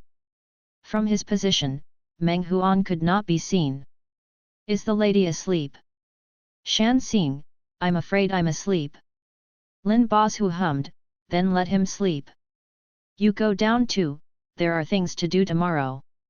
Meng Huan. After waiting for so long, just wait for a word and let him sleep, I can't tell if it's speechlessness or an outrageous mood. It's a bit like being nervous for a long time on the 800 METER test, and finally he was in the queue, and then said, I don't want to take the test. Meng Huan put on a black question mark face. Sure enough, you still have no interest in yourself? Hateful. Meng Huan punched the screen with complicated emotions and made a click. In the middle of the night, in the empty hall, the servants were leaning against the door to sleep. Lin Bosu dipped his pen in ink, turned his wrist, and the handwriting fell on the snow-white rice paper. There was a click. Lin Bosu heard the sound, looked up, and saw Meng Huan standing behind the screen, tilting his head and looking at him with a complicated expression. Lin Bosu stopped writing. Hey! Now that he was discovered, Meng Huan walked over to him with small steps. My lord, if you don't sleep, it will be dawn. Lin Bosu was writing a confidential document. Seeing Meng Huan sitting next to him in a familiar way, he narrowed his eyes, thinking for a moment whether to say step down. But the first thing Meng Huan did was pick up a piece of refreshment from Lin Bosu's table. Can I eat it? Can. Meng Huan took a bite of his tea. Digi stuffing? Forget it, let's make do with it. He finished spinning a piece as quickly as a glutton. He picked up another piece and handed it to Lin Bosu. Will the prince eat it? No. Oh. Meng Huan stuffed it into his mouth. Lin Bosu lowered his eyes, clenched his pen tightly, and felt that the air was a little silent. Meng Huan gnawed on his refreshment, lowered his head inadvertently, and saw the calligraphy written in black and white on the table, his eyes fixed. This is a letter written by Lin Bosu to the governor of Jezi, asking him to allocate food to the Huanghui area. At present, the party struggle in the imperial court is very fierce. If there is no order from him, even if the order is given, the people below will find a way to shirk it. Of course, many people would obstruct his order, so the less people saw the secret letter he agreed to distribute the food before it was officially announced, the better. Meng Huan stared at it for too long. He should have read all the military aircraft in the letter. The emotion in Lin Bosu's eyes gradually deepened. Biting the cake, Meng Huan finally spoke in an exclaimed tone, this word is so beautifully written. Lin Bosu. Meng Huan's eyes sparkled, was it written by the prince? Too strong, too strong, too strong. It is worthy of being taught by the prince's teacher. The people who helped Lin Bosu's father came from Zhanxi's mansion, and these prince teachers were all selected by the Hanlin Academy as one of the best Confucian scholars, former number 1 scholar seedlings. After Lin Luan's position as prince was abolished, the prince teachers were squeezed out by the new prince and the emperor, so they had to follow Lin Luan to the feudal state of Guzhou. When Lin Bosu was born, they devoted themselves to cultivating him with all their professionalism, exhausted all their life's learning, and only hoped that Lin Bosu would become a talent. Therefore, Lin Bosu's writing skills are quite advanced, and he is in his 20s, so he can pretend to be an article written by a cabinet scholar. Seeing is believing. Meng Huan stroked the handwriting on the white paper, and said from the bottom of his heart, Husband, you are too powerful. Lin Bosu closed his eyes and remained silent. Silence again. He opened his eyes and wanted to say, take some refreshments and go back to bed to eat. But Meng Huan lowered his head and gently pulled along the table, pulling out a piece of letter paper. Lin Bosu's face changed slightly, his eyes turned cold, and he began to rub the string of beads hanging from his wrist. If someone who is familiar with him is around, he should know that according to his usual elegant mood, he is usually considering whether to kill someone at this time. The words are so beautifully written. Not feeling any danger at all, Meng Huan pointed the page at the light, read it over and over again, and read the words on it softly, Mince Hung. While reading, he frowned and opened his almond eyes to recognize the traditional Chinese characters. Re-identify. Okay, I really don't know each other. On such a whole sheet of paper, Meng Huan only knows about 7 or 8 characters, and the rest are all traditional characters, which are still cursive script. He put down the paper, looked up, and saw Lin Bosu gloomily looking at himself with a half-smile. Laughing strangely. Meng Huan's back felt cold. Lin Bosu raised his eyebrows. Repeat your beliefs. Read the letter? Meng Huan asked puzzled. Why? Read. Lin Bosu only had one short word. Although puzzled, Meng Huan still picked up the letter paper just now, coughed lightly, and scanned the letter paper up and down with his eyes. While waiting, Lin Bosu did not hear the sound for a long time. As the shadows fell beside him, Meng Huan pressed his white fingertips against the paper, carefully tapped the first word, and tilted his head like a kitten. Husband, how do you pronounce this word? Lin Bosu. That's just a simple reward. If you don't even know this word, this letter is completely unreadable. Meng Huan was also muttering, can I stop reading? There are so many words I don't know. Lin Bosu sighed, then don't read it. After walking around for a while, Meng Huan was also a little tired. After sitting down beside him, he propped himself up on the table and took a nap. When the envelope is finished, seal it with wax. Lin Bosu stood up, and the sleeping boy purred softly like a curled-up kitten. The wrist protruding from the cuff is thin and delicate. It is obvious that the food given by Li Ke to Shi Zhong's family is average, and the boy's development is also average. The body seems to be very light. Lin Bosu stretched out his hand, trying to pull him up. But pulling his wrist, with almost no effort, the boy fell into his arms. Meng Huan lay on his stomach, resting his forehead on his chest, and found a soft place to rub against him, and continued to breathe lightly. Lin Bosu calmly said, get up. Did not wake up. Lin Bosu gently pinched his jaw. Meng Huan finally woke up, dimly, but his eyes were still closed. Are you going to sleep? My lord. Sleeping. After receiving the answer, Meng Huan gently pulled his sleeve and went back to the back bed like a sleepwalking lonely soul. Then he fell headlong into the soft blanket. He also murmured in an uncomfortable dream. Lin Bosu lowered his eyes, seeing that he occupied half of the bed, and he had no place to stay. He didn't know what to say for a while. He pulled Meng Huan's leg and pushed it to the inside of the couch. Then, some albums were rolled out from under Meng Huan, colorful and thick. Lin Bosu picked it up and understood the poem first. There is a sky in the little pot, and the iron ox plows the land to plant golden lotus *. Understand the picture again. The pictures had obvious traces of being flipped. Lin Bosu flipped the pages back and forth with his fingers, and noticed that one of the pages had brand new ink marks. Meng Huan probably drew something on it, but then erased it.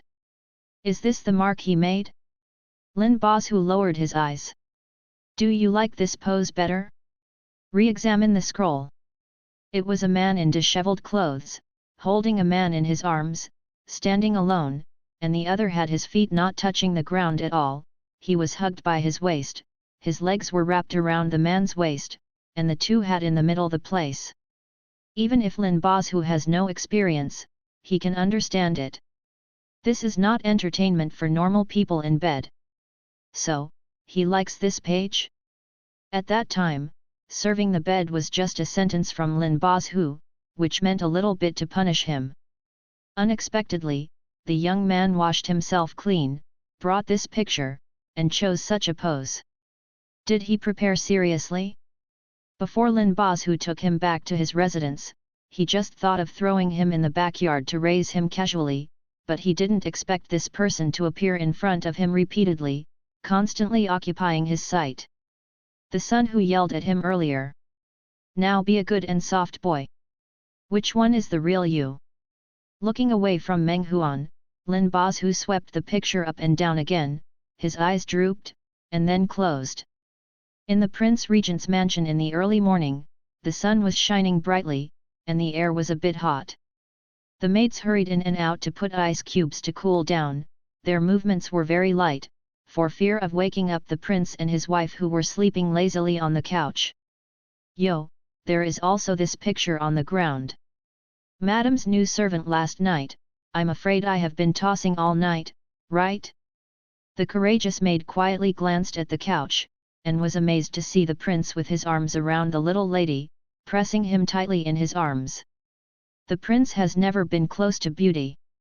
In this huge palace, there has never been a wife, a princess, or even any atmosphere of his family members.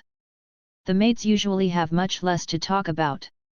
Now, Fu Chu finally feels a little bit alive. The maid tiptoed out the door. On the bed, Meng Huan was rubbed in his arms. Feeling the heat, he turned his head uncomfortably. Who is it? It's going to be hot to death. He pushed back against his own body, rubbed his face, and regained consciousness a little.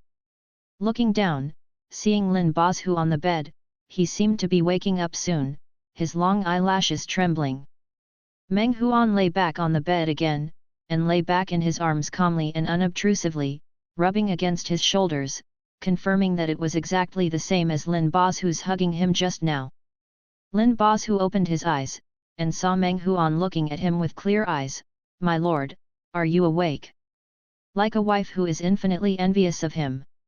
Lin Bozu closed his eyes again. The boy in his arms was obedient, like a cat lying in his arms, fearing that his movements would not be intimate enough, he struggled to move into his arms. Then, he was rubbed by Meng Huan. Then, Meng Huan silently moved away again. The small back and forth movements were quite cute. Lin Bozu let out a muffled laugh, tilted his head slightly, and hugged Meng Huan even tighter. The scent of sandalwood entered Meng Huan's nose. The ancients were fond of incense. Lin Bozu's clothes were soaked in a thin fragrance, his chin was slightly raised, it was warm, and Meng Huan could rub his neck against his neck just by turning his head. Meng Huan played the role of the submissive concubine, and asked after a while, My lord, are you awake? N. Lin Bozu's voice was lazy. He thought he would take good care of his concubine, and said in a pleasant voice, Then we should have breakfast.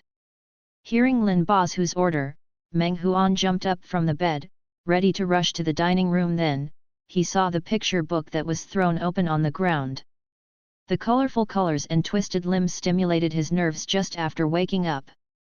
Bang! Meng Huan raised his leg and kicked erotica under the couch, as if he had never seen it before, and nonchalantly twisted the handkerchief to wash. Sin, sin. Lin Bozu probably didn't see it, right? But the pictures are thrown around. If you still can't see them, this person must have eye problems, right? But, Lin Bozu does have an eye disease. Meng Huan wiped his face vigorously with a handkerchief, sweating from his guilty conscience. The main reason is that Lin Bozu is not interested in him at all, so it seems stupid to take a book of pictures to teach him how to poke his own Meng Huan. However, he is not interested in himself, which is a good thing, at least he doesn't have to follow the emotional line of TVT, which is full of disasters, loves and kills each other. Meng Huan picked up the comb and walked up to him. My lord, I want to comb your hair, okay? Lin Bozu's legs fell to the ground, his expression was lazy, though was kneeling to put on his shoes, he didn't bother to raise his eyes when he heard these words. Someone rushed over outside the door and knocked down a basin of water brought by the maid. Bang! The copper basin fell to the ground, making a piercing sound. The Prince Regent's mansion has always been well regulated, and everyone was surprised that someone was so disrespectful. Even Lin Boss, who raised his eyelids. The long history of the palace, that is, the biggest civil servant in the palace, Chenan was out of breath. My lord, there is something important. Lin Boss who frowned. Meng Huan went to have breakfast by himself. He saw Lin Boss who groomed quickly, his hair with a jade crown, changed into the bright red royal clothes, and left with a huge crowd of people behind him. It is estimated that it is to deal with business. That's great too, the rich and widow life begins now. Meng Huan strolled along this road, and found that the maids and servants treated him very well, and they began to bless him after a long distance. Meng Huan was puzzled, and turned to ask the maid Feng Ji, why? Feng Ji said, Ma'am, you slept with the prince last night. Now that the news has spread all over the palace, it might be the prince's heart. Of course they will look at you highly. Tut tut. This snobbish feudal society.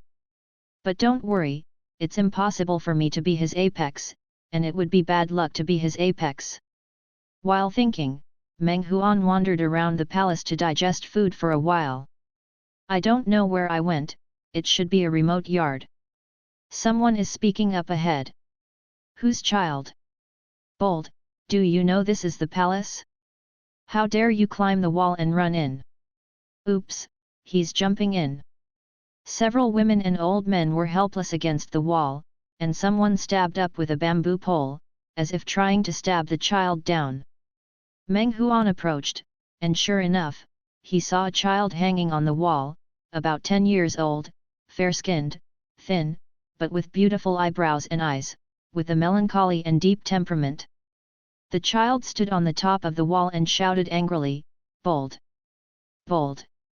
If you stab again, all of you will lose their heads. You brat is so bold! Do you know where this is?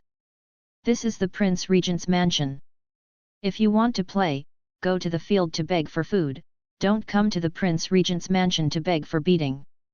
Take the bamboo pole and continue poking. Meng Huan raised his face, hands behind his back, and wanted to watch the fun, but the kid in front of him was clearly in a bad situation. His black clothes were stained, apparently he had climbed over the wall to get in. The dress is quite rich, and I don't know whose family's dandy young master it is. At the same time, his complexion was tangled, he clearly wanted to come in, but he didn't dare to jump, he was a bit in a dilemma. Seeing his anxious face, Meng Huan showed mercy, don't poke, if you poke this child and fall, it's not good. The old woman turned her face away, who are you? She looked very unconvinced. Feng Ji, bold. This is the prince's wife. Couldn't stand the damned hierarchy in ancient times, but Meng Huan didn't know what to say for a while. The old woman's expression softened, Meng Huan raised his head, and asked through the shade of ripe plum trees, is there any ladder? Let him get down first, it will be bad if he falls. The woman found a ladder, and the young boy climbed up the ladder and stepped on the back of a male servant. He obviously wanted to jump handsomely, but couldn't help but lunged forward. What is this doing? Meng Huan looked puzzled and didn't want to bother. Please watch him, if any parent comes to pick it up, return it. Who would have thought that this little boy stood upright, walked in front of him, and spoke with great momentum, I'm with you. All right, Meng Huan nodded, I'll see you through the main entrance. Little boy, no, I won't go to the main entrance. Meng Huan, yeah, well, then I'll take you for a stroll. The young man fell silent. Meng Huan giggled, does visiting the main entrance count as shopping? After walking for about a quarter of an hour, the boy frowned when he saw the main entrance, the 4 words of despicable and shameless were not uttered. Go one step further. A group of people were kneeling in the dark at the gate of the palace, some were wearing scarlet suits, some were wearing dark blue suits, and some were wearing official uniforms with patches embroidered on their chests, obviously they were high officials. But now they were all kneeling at the door, and there was an in front of him, kneeling on the ground, with blood gushing out from his forehead, oozing everywhere. Among the group of people, only Lin Bozhu was standing, with a hideous and terrifying figure. He seemed to have just dismounted, holding a whip in one hand, knocking on the hem of the king's suit with gloomy eyes, and his expression was extremely angry. In this dead silence, no one dared to speak. "Don't go through the gate just yet." Although he didn't know what happened, Meng Huan pulled the young boy beside him. "Let's go quickly." But the little boy snorted. He looked a little smug. Then, Meng Huan saw him take a step forward, and shouted with great joy, "Brother Huang!" Meng Huan suddenly looked at the young boy beside him.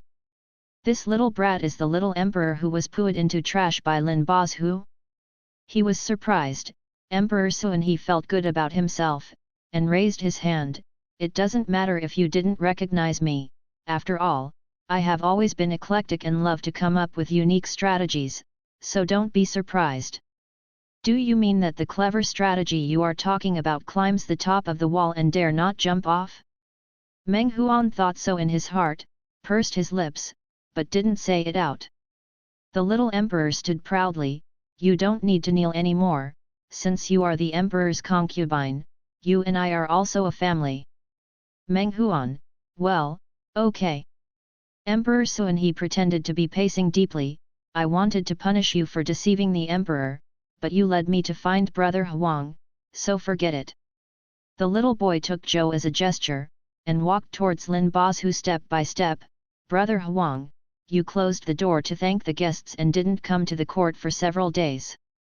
I really missed you, so I had to come to find you in person." After all, he went out of the palace privately. His voice could not hide his guilt, and he glanced at the people kneeling on the ground. "Get up, everyone, it is I who insisted on letting the horses and chariots go first, and it has nothing to do with you." Unexpectedly, none of the ministers dared to get up at the gate of the palace. His head seemed to be buried even lower, afraid of Lin Bozhu's cold enough to kill eyes. Yesterday the emperor cried loudly in the Golden Luan Palace.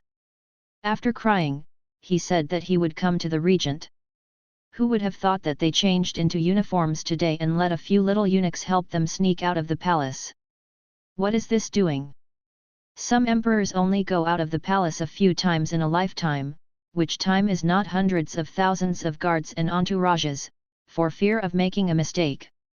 If you don't pay attention to some problems when you go out of the palace, if you die or become disabled, the emperor, who is the center of the national system, will collapse, and the court will blow a gust of wind, which is enough to change the political situation, promote officials and involve the interests and safety of countless people.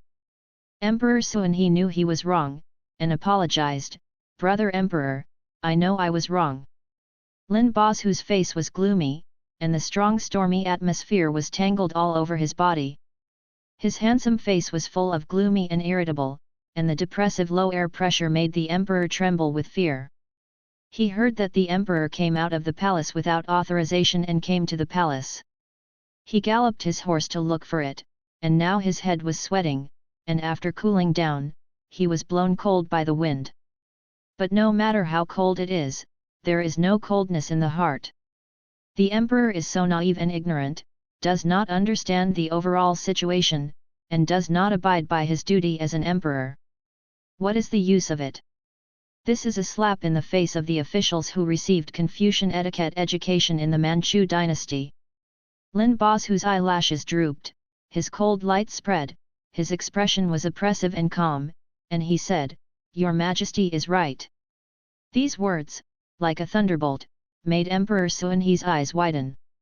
After a pause, Lin Bozhu spoke slowly, "The fault is the who gave advice to His Majesty, the Jinwu guard who let down his guard, the Imperial Forest Army who opened the palace gate, and these ministers who are not strict in guarding. There is no such thing as a father in the world. Your Majesty is right. What is wrong is that there are treacherous people deliberately deceived and seduced." He glanced at the people kneeling on the ground.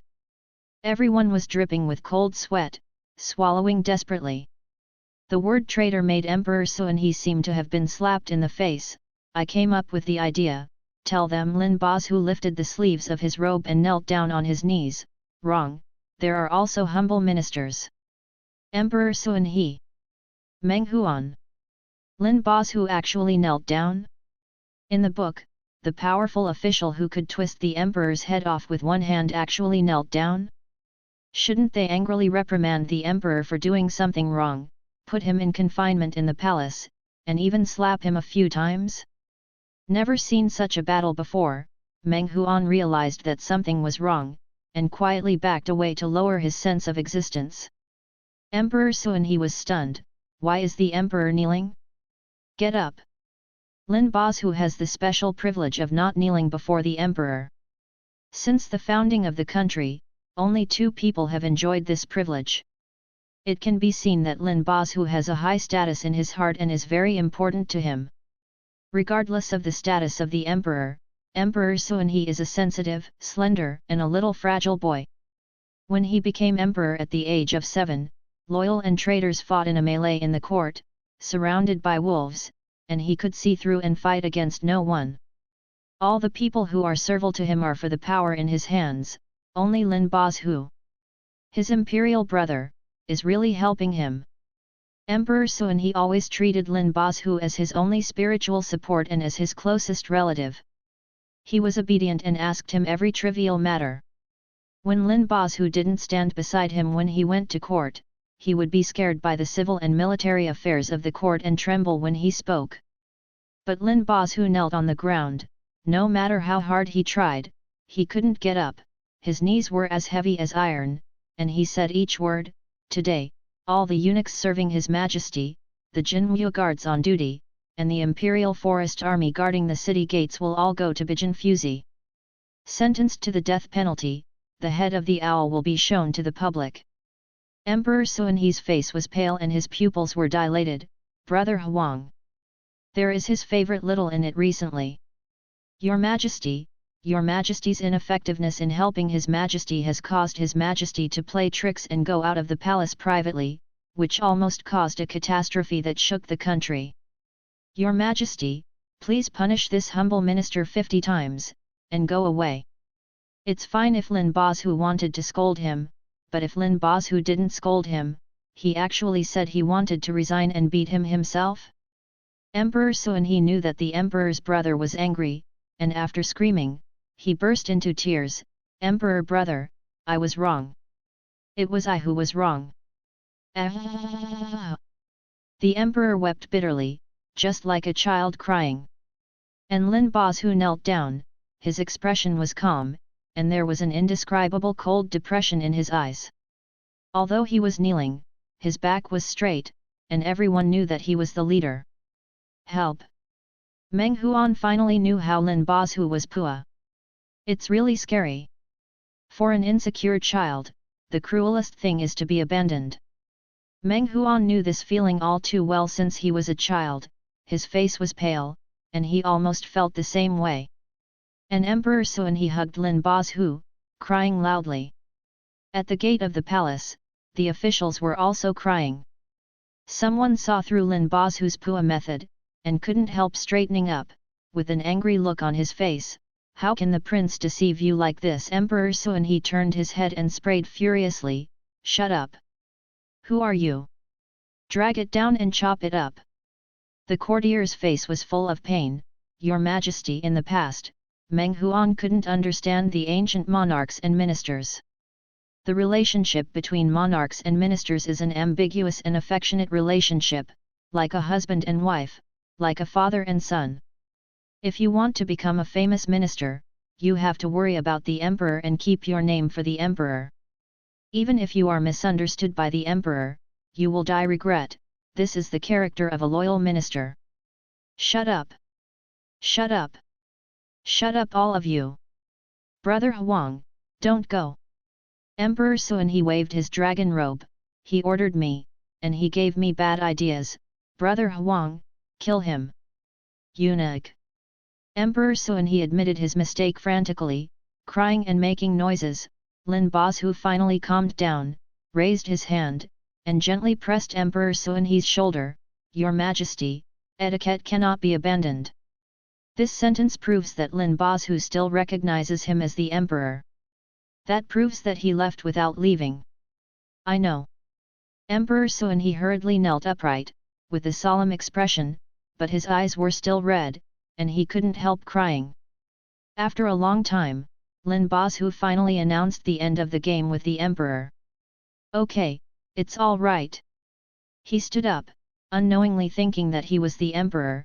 He arranged the crimson royal clothes meticulously, and wiped the blood on his phalanx with downcast eyes. Turning his head inadvertently, he saw Meng Huan hiding behind the shade of a tree with a pale face, staring at him intently. Meng Huan was terrified. He grabbed the branch with both hands, his shoulders shrank slightly, and he didn't dare to move while watching the scene, his lips clenched tightly. His pupils dilated slightly, with a lingering fear remaining. Lin Bazhu paused with his fingers, looked away. Emperor Suan he said with tears in his eyes, "Brother Emperor, can there be a not killed? He is good at Go, and he is my favorite little recently." Lin Bazhu looked at the little who kowtowed and bled all over the place. "No. Brother Huang, I really know I was wrong." Lin Bazhu looked serious. "My minister said, Your Majesty is right. The hub of Your Majesty's great power, the word power is not wrong, and only those who try to gain power will make mistakes." Emperor Suan he froze in place, not knowing whether he was wrong or right for a moment. In his eyes, the emperor's brother is too smart and perfect. In front of him, any thinking of himself will appear immature and stupid. Brother Huang. How to deal with these people is beyond the interference of humble ministers. The people in the palace should be handled by the chief eunuch. Emperor Suan he looked a little disappointed. The admiral and belonged to the emperor's brother. Speaking of this, Emperor Suan he knew that the little eunuch's life could not be saved, and sighed, "Okay. Brother Huang, since we are fine, shall we go play Go? According to the time, Your Majesty should be studying in the study instead of playing Go." Lin Bazhu's voice was cold. Emperor Suan he looked dejected and nodded, "Then I'm back." He walked a few steps and remembered something.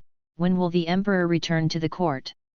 When the eye disease is cured, it will come back. Emperor Suan he's eyes lit up, showing a down-to-earth expression. "Okay. The emperor is gone." People from the palace came out, carrying buckets, and washed the blood on the ground. The tightness in Meng Huan's back disappeared, and he realized that his legs were weak, so he let go of the branches and slowly lowered his head. The treacherous minister you thought was arbitrarily powerful, scolded at the court, and did not take the emperor seriously. The real treacherous minister is in power, he is loyal and polite to the emperor, but one sentence makes the emperor's legs tremble. It's really scary. If you really want to be an opponent with Lin Bazhu, you probably won't survive a chapter, right? Choosing to obey him is really the right choice. Meng Huan was in a daze for a moment, and a voice sounded from ahead, "Come here." Lin Bazhu's base. Knowing that he was calling him, Meng Huan walked over in bumps, unconsciously pinching his fingers nervously. "Have you had breakfast?" Meng Huan smelled the smell on his body, and buried his head. "It's used." It's a bit puzzling, how he can act as if nothing happened just after he did something bad. "Okay," Lin Bazhu looked at the blood on Yan Yi, and he frowned, "Come here, change clothes and take a shower for me." After walking a few steps, the young man behind him lowered his head, his movements were a little slow, and he couldn't keep up with his pace, as if he was too frightened. Lin Bazhu turned his face, "Are you scared?" Meng Huan scratched his hair, but still didn't say anything. He remembered that in the book, the original owner would run away no matter what, no matter how nice he was to him. It was useless. Lin Bazhu just couldn't win his heart. Why? Lin Bazhu has a sinister personality, but people tend to be bright. When he stays with a dark and deep person, he will worry about being swallowed up by his darkness one day. He is ruthless and cruel, and he will kill someone when he touches Nilan. Will he behead him if he accidentally makes a mistake one day? Thinking of this, Meng Huan felt powerless all over his body, staring blankly at his back, and felt for the first time that he dared to stay by his side. It was extremely daring. Will he hurt me? Even if I'm already very good and obedient, will he still hurt me? Say. The lower jaw was pinched by Lin Bozu's fingers, and he lifted it up. In front of him was a pair of clean and clear eyes, a little ignorant and dazed, as moist as a lake blown by the breeze under the clear sky in spring and March, different from his deep and unpredictable pupils that seemed like ice. Meng Huan stumbled and nodded, yet. The voice froze, and he admitted. Scared. He also followed with red eyes, I'm terrified. The sun was shining, Lin Bozu's heart was quiet, and the gunpowder smoke and bloodthirsty subsided in his blood vessels. I'm terrified, what should I do? The cool wind brushed past him. Meng Huan turned his head and looked at him, his voice was a little choked up, can you not hurt me? Soft, with a little choking. The young man was full of fear and fragility, frowning slightly, looking at him pitifully, looking extremely vulnerable, but anyone would feel that hurting him was a sin. Lin Bozu, did you make a mistake? No. The voice is very regular. Since you didn't make a mistake, why are you afraid that the king will hurt you? Meng Huan couldn't speak for a moment. He will always make mistakes, how smart a person is, can never make mistakes. If you make a mistake in front of a person without power, at least you don't have to worry about your life, but if you make a mistake in front of Lin Bozu, you will be killed by him. Woo! Meng Huan wanted to cry. Dejected, he followed Lin Bozu to the bathing room. As soon as the regent entered, a servant immediately stepped forward and respectfully undressed him. Lin Bozu is tall and handsome in appearance, with a slender stature, and his posture is like a jade mountain, without the slightest sense of savagery. It only makes people think that he is a perfect vessel soaked in Confucian etiquette. But when he took off his clothes, he was familiar with the bow since he was a child. The horse has a strong body, broad shoulders, sharp muscles, and beautiful strength, which immediately makes people believe that he must have great endurance in bed. This is the original words described by the author of the original book, and Lin Bozu has a strange attribute, he will become flirty when he takes off his clothes. This is a setting added by the author of the original book for the convenience of driving. Meng Huan glanced at him, and the back of his ears began to heat up uncontrollably. The compatibility written in the book started again. Meng Huan felt strange, why would I blush at a treacherous minister? Lin Bozu leaned on the bank of the pool, gently resting his chin with his wrist, his black hair was soaked in water, and hung wetly to the bank of the pool, staring at Meng Huan intently. Much like a shark. Meng Huan picked up a wooden ladle to scoop water from his shoulders to wash it down. This is also the reason why he doesn't like ancient times very much. People with high positions and powers have to wipe their when they shit.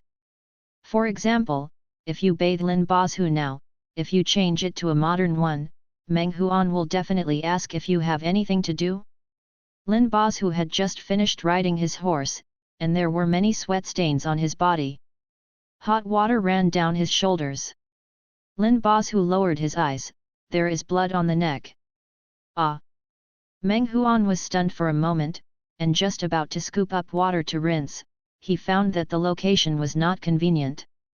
After thinking about it for a while, he wet his hands, and gently rubbed his ear and neck with his small hands that were soaked in water. Blood spots. The blood spots were dry, the young man's fingers were white and thin, his fingertips were slightly cool, and he touched Lin Bozu's neck under his fair ears. It feels smooth to the touch, like touching a piece of warm jade. Lin Bozu raised his eyes, the narrow and long eye slits from bottom to top gave off a strange feeling. Meng Huan was startled, and suddenly realized that this action was like touching his face. Meng Huan speeded up his rubbing movements, but it still looked like a caress. And still a little bit of pity, like soothing his wounds. The corners of Lin Bozu's lips curled up, why do you blush when you touch me? Hot. Knowing that he was going to show off, Meng Huan didn't hesitate, the pool water is too hot. Is it hot? Lin Bozu suddenly raised his hand.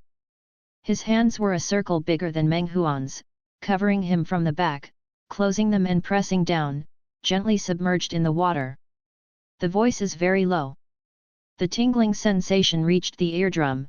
Do you want to feel it again? The hand is not only immersed in the water, but it seems to be very close to his legs. Meng Huan. Help, the fitness system let me go. An elegant and powerful official who was still wearing court clothes just now took off his clothes to tease you. It's really exciting. Meng Huan, TVT Meng Huan pulled out his hand abruptly, and the water splashed everywhere, staining Lin Bozu's lips a few points. He blushed so hard that he couldn't speak. Lin Bozu smiled. When you were sleeping in my arms last night, you didn't seem so out of touch.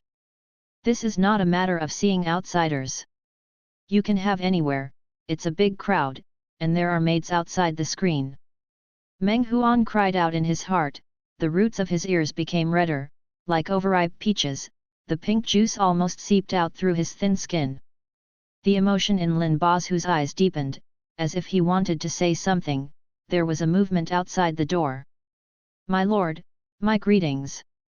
The long history, Chenin, was in a hurry. Lin Bozu frowned, a little annoyed that he was getting closer to his wife and was disturbed, but the traces were hidden in an instant. Now he is closing the door to thank guests, no one will be seen, and the invitation will be automatically blocked at the concierge. But Chenin actually took one over. Chen An's voice came through the screen, as expected, it's a greeting card from the Minister of Rights.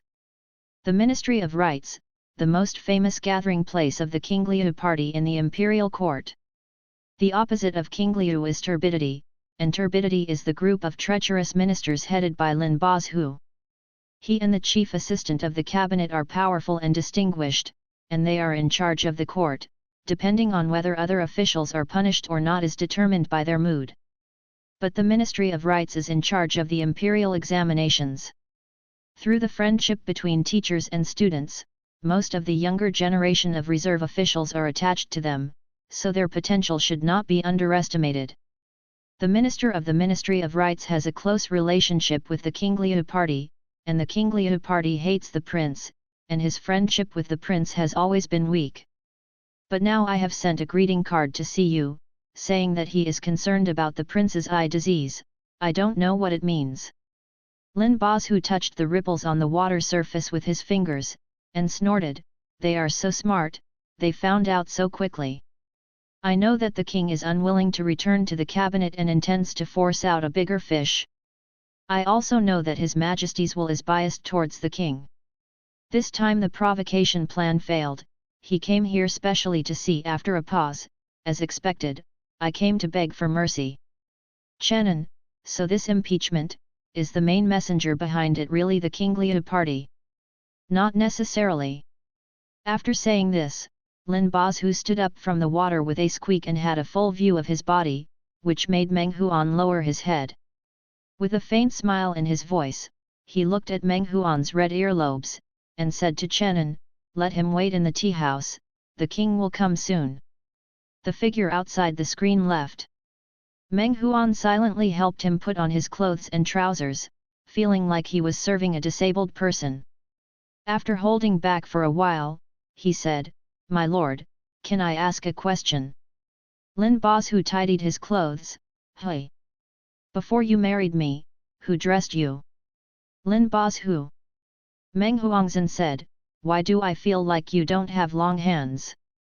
But he didn't dare to say it, so he bowed his head and tied the knot on his side, with a slightly dissatisfied expression. Lin Bozu lowered his eyes. What? Do you think it's troublesome to serve the king? Meng Huan was depressed, and said to himself, you are really too old. If he was an ancient man, there would be no problem at all. But he is a modern soul, so he is somewhat dissatisfied. Lin Bozu squeezed his chin, pinched the cheek, and said softly, go to Steward Su, and tell me that the king rewards you. Open the treasury, and take whatever you want. Meng Huan.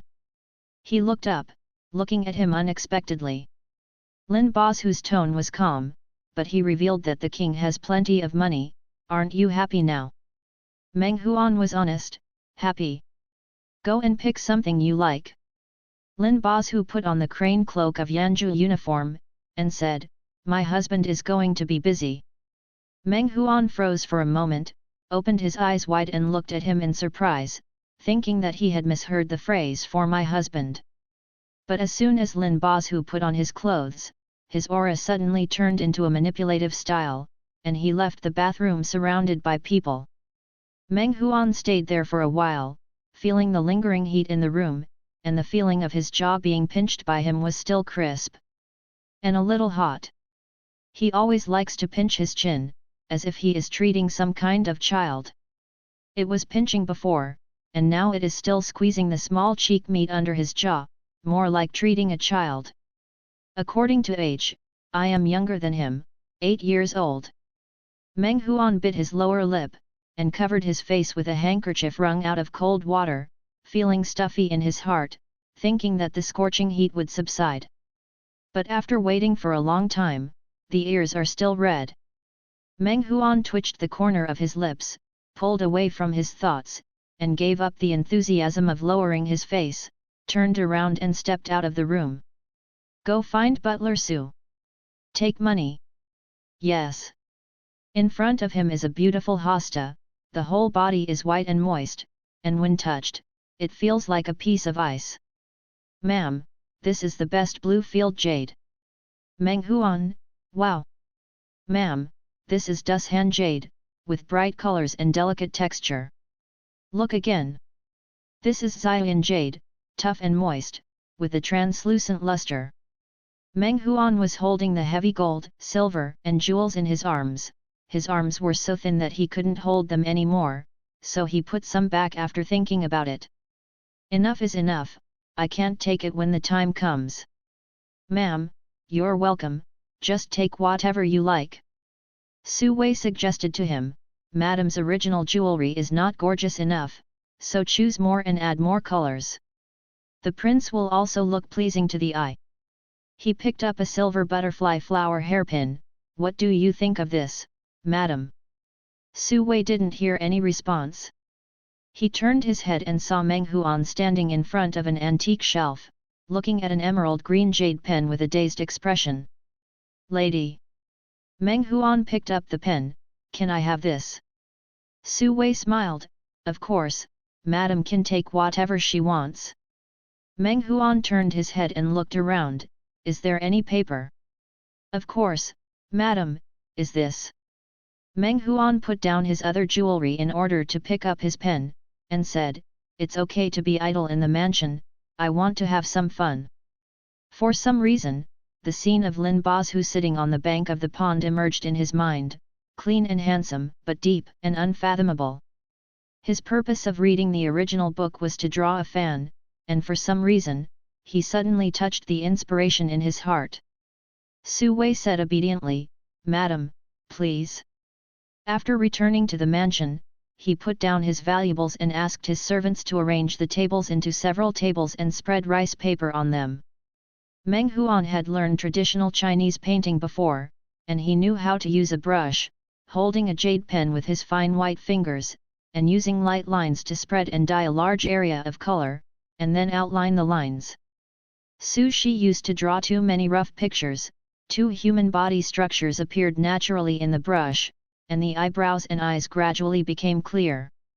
In ancient times, landscape painting was more popular, and the human body was not popular. Meng Huan made some calculations, which means that not only can he not remember any plot lines now, but the only remaining golden finger drawing will not be of much use. If this escaped from the palace, there is a high probability that he was drinking the northwest wind. When Meng Huan was seriously thinking about how to escape from the palace, a voice sounded in his ears, Hey, in this picture drawn by Madam, are the characters the prince and Madam.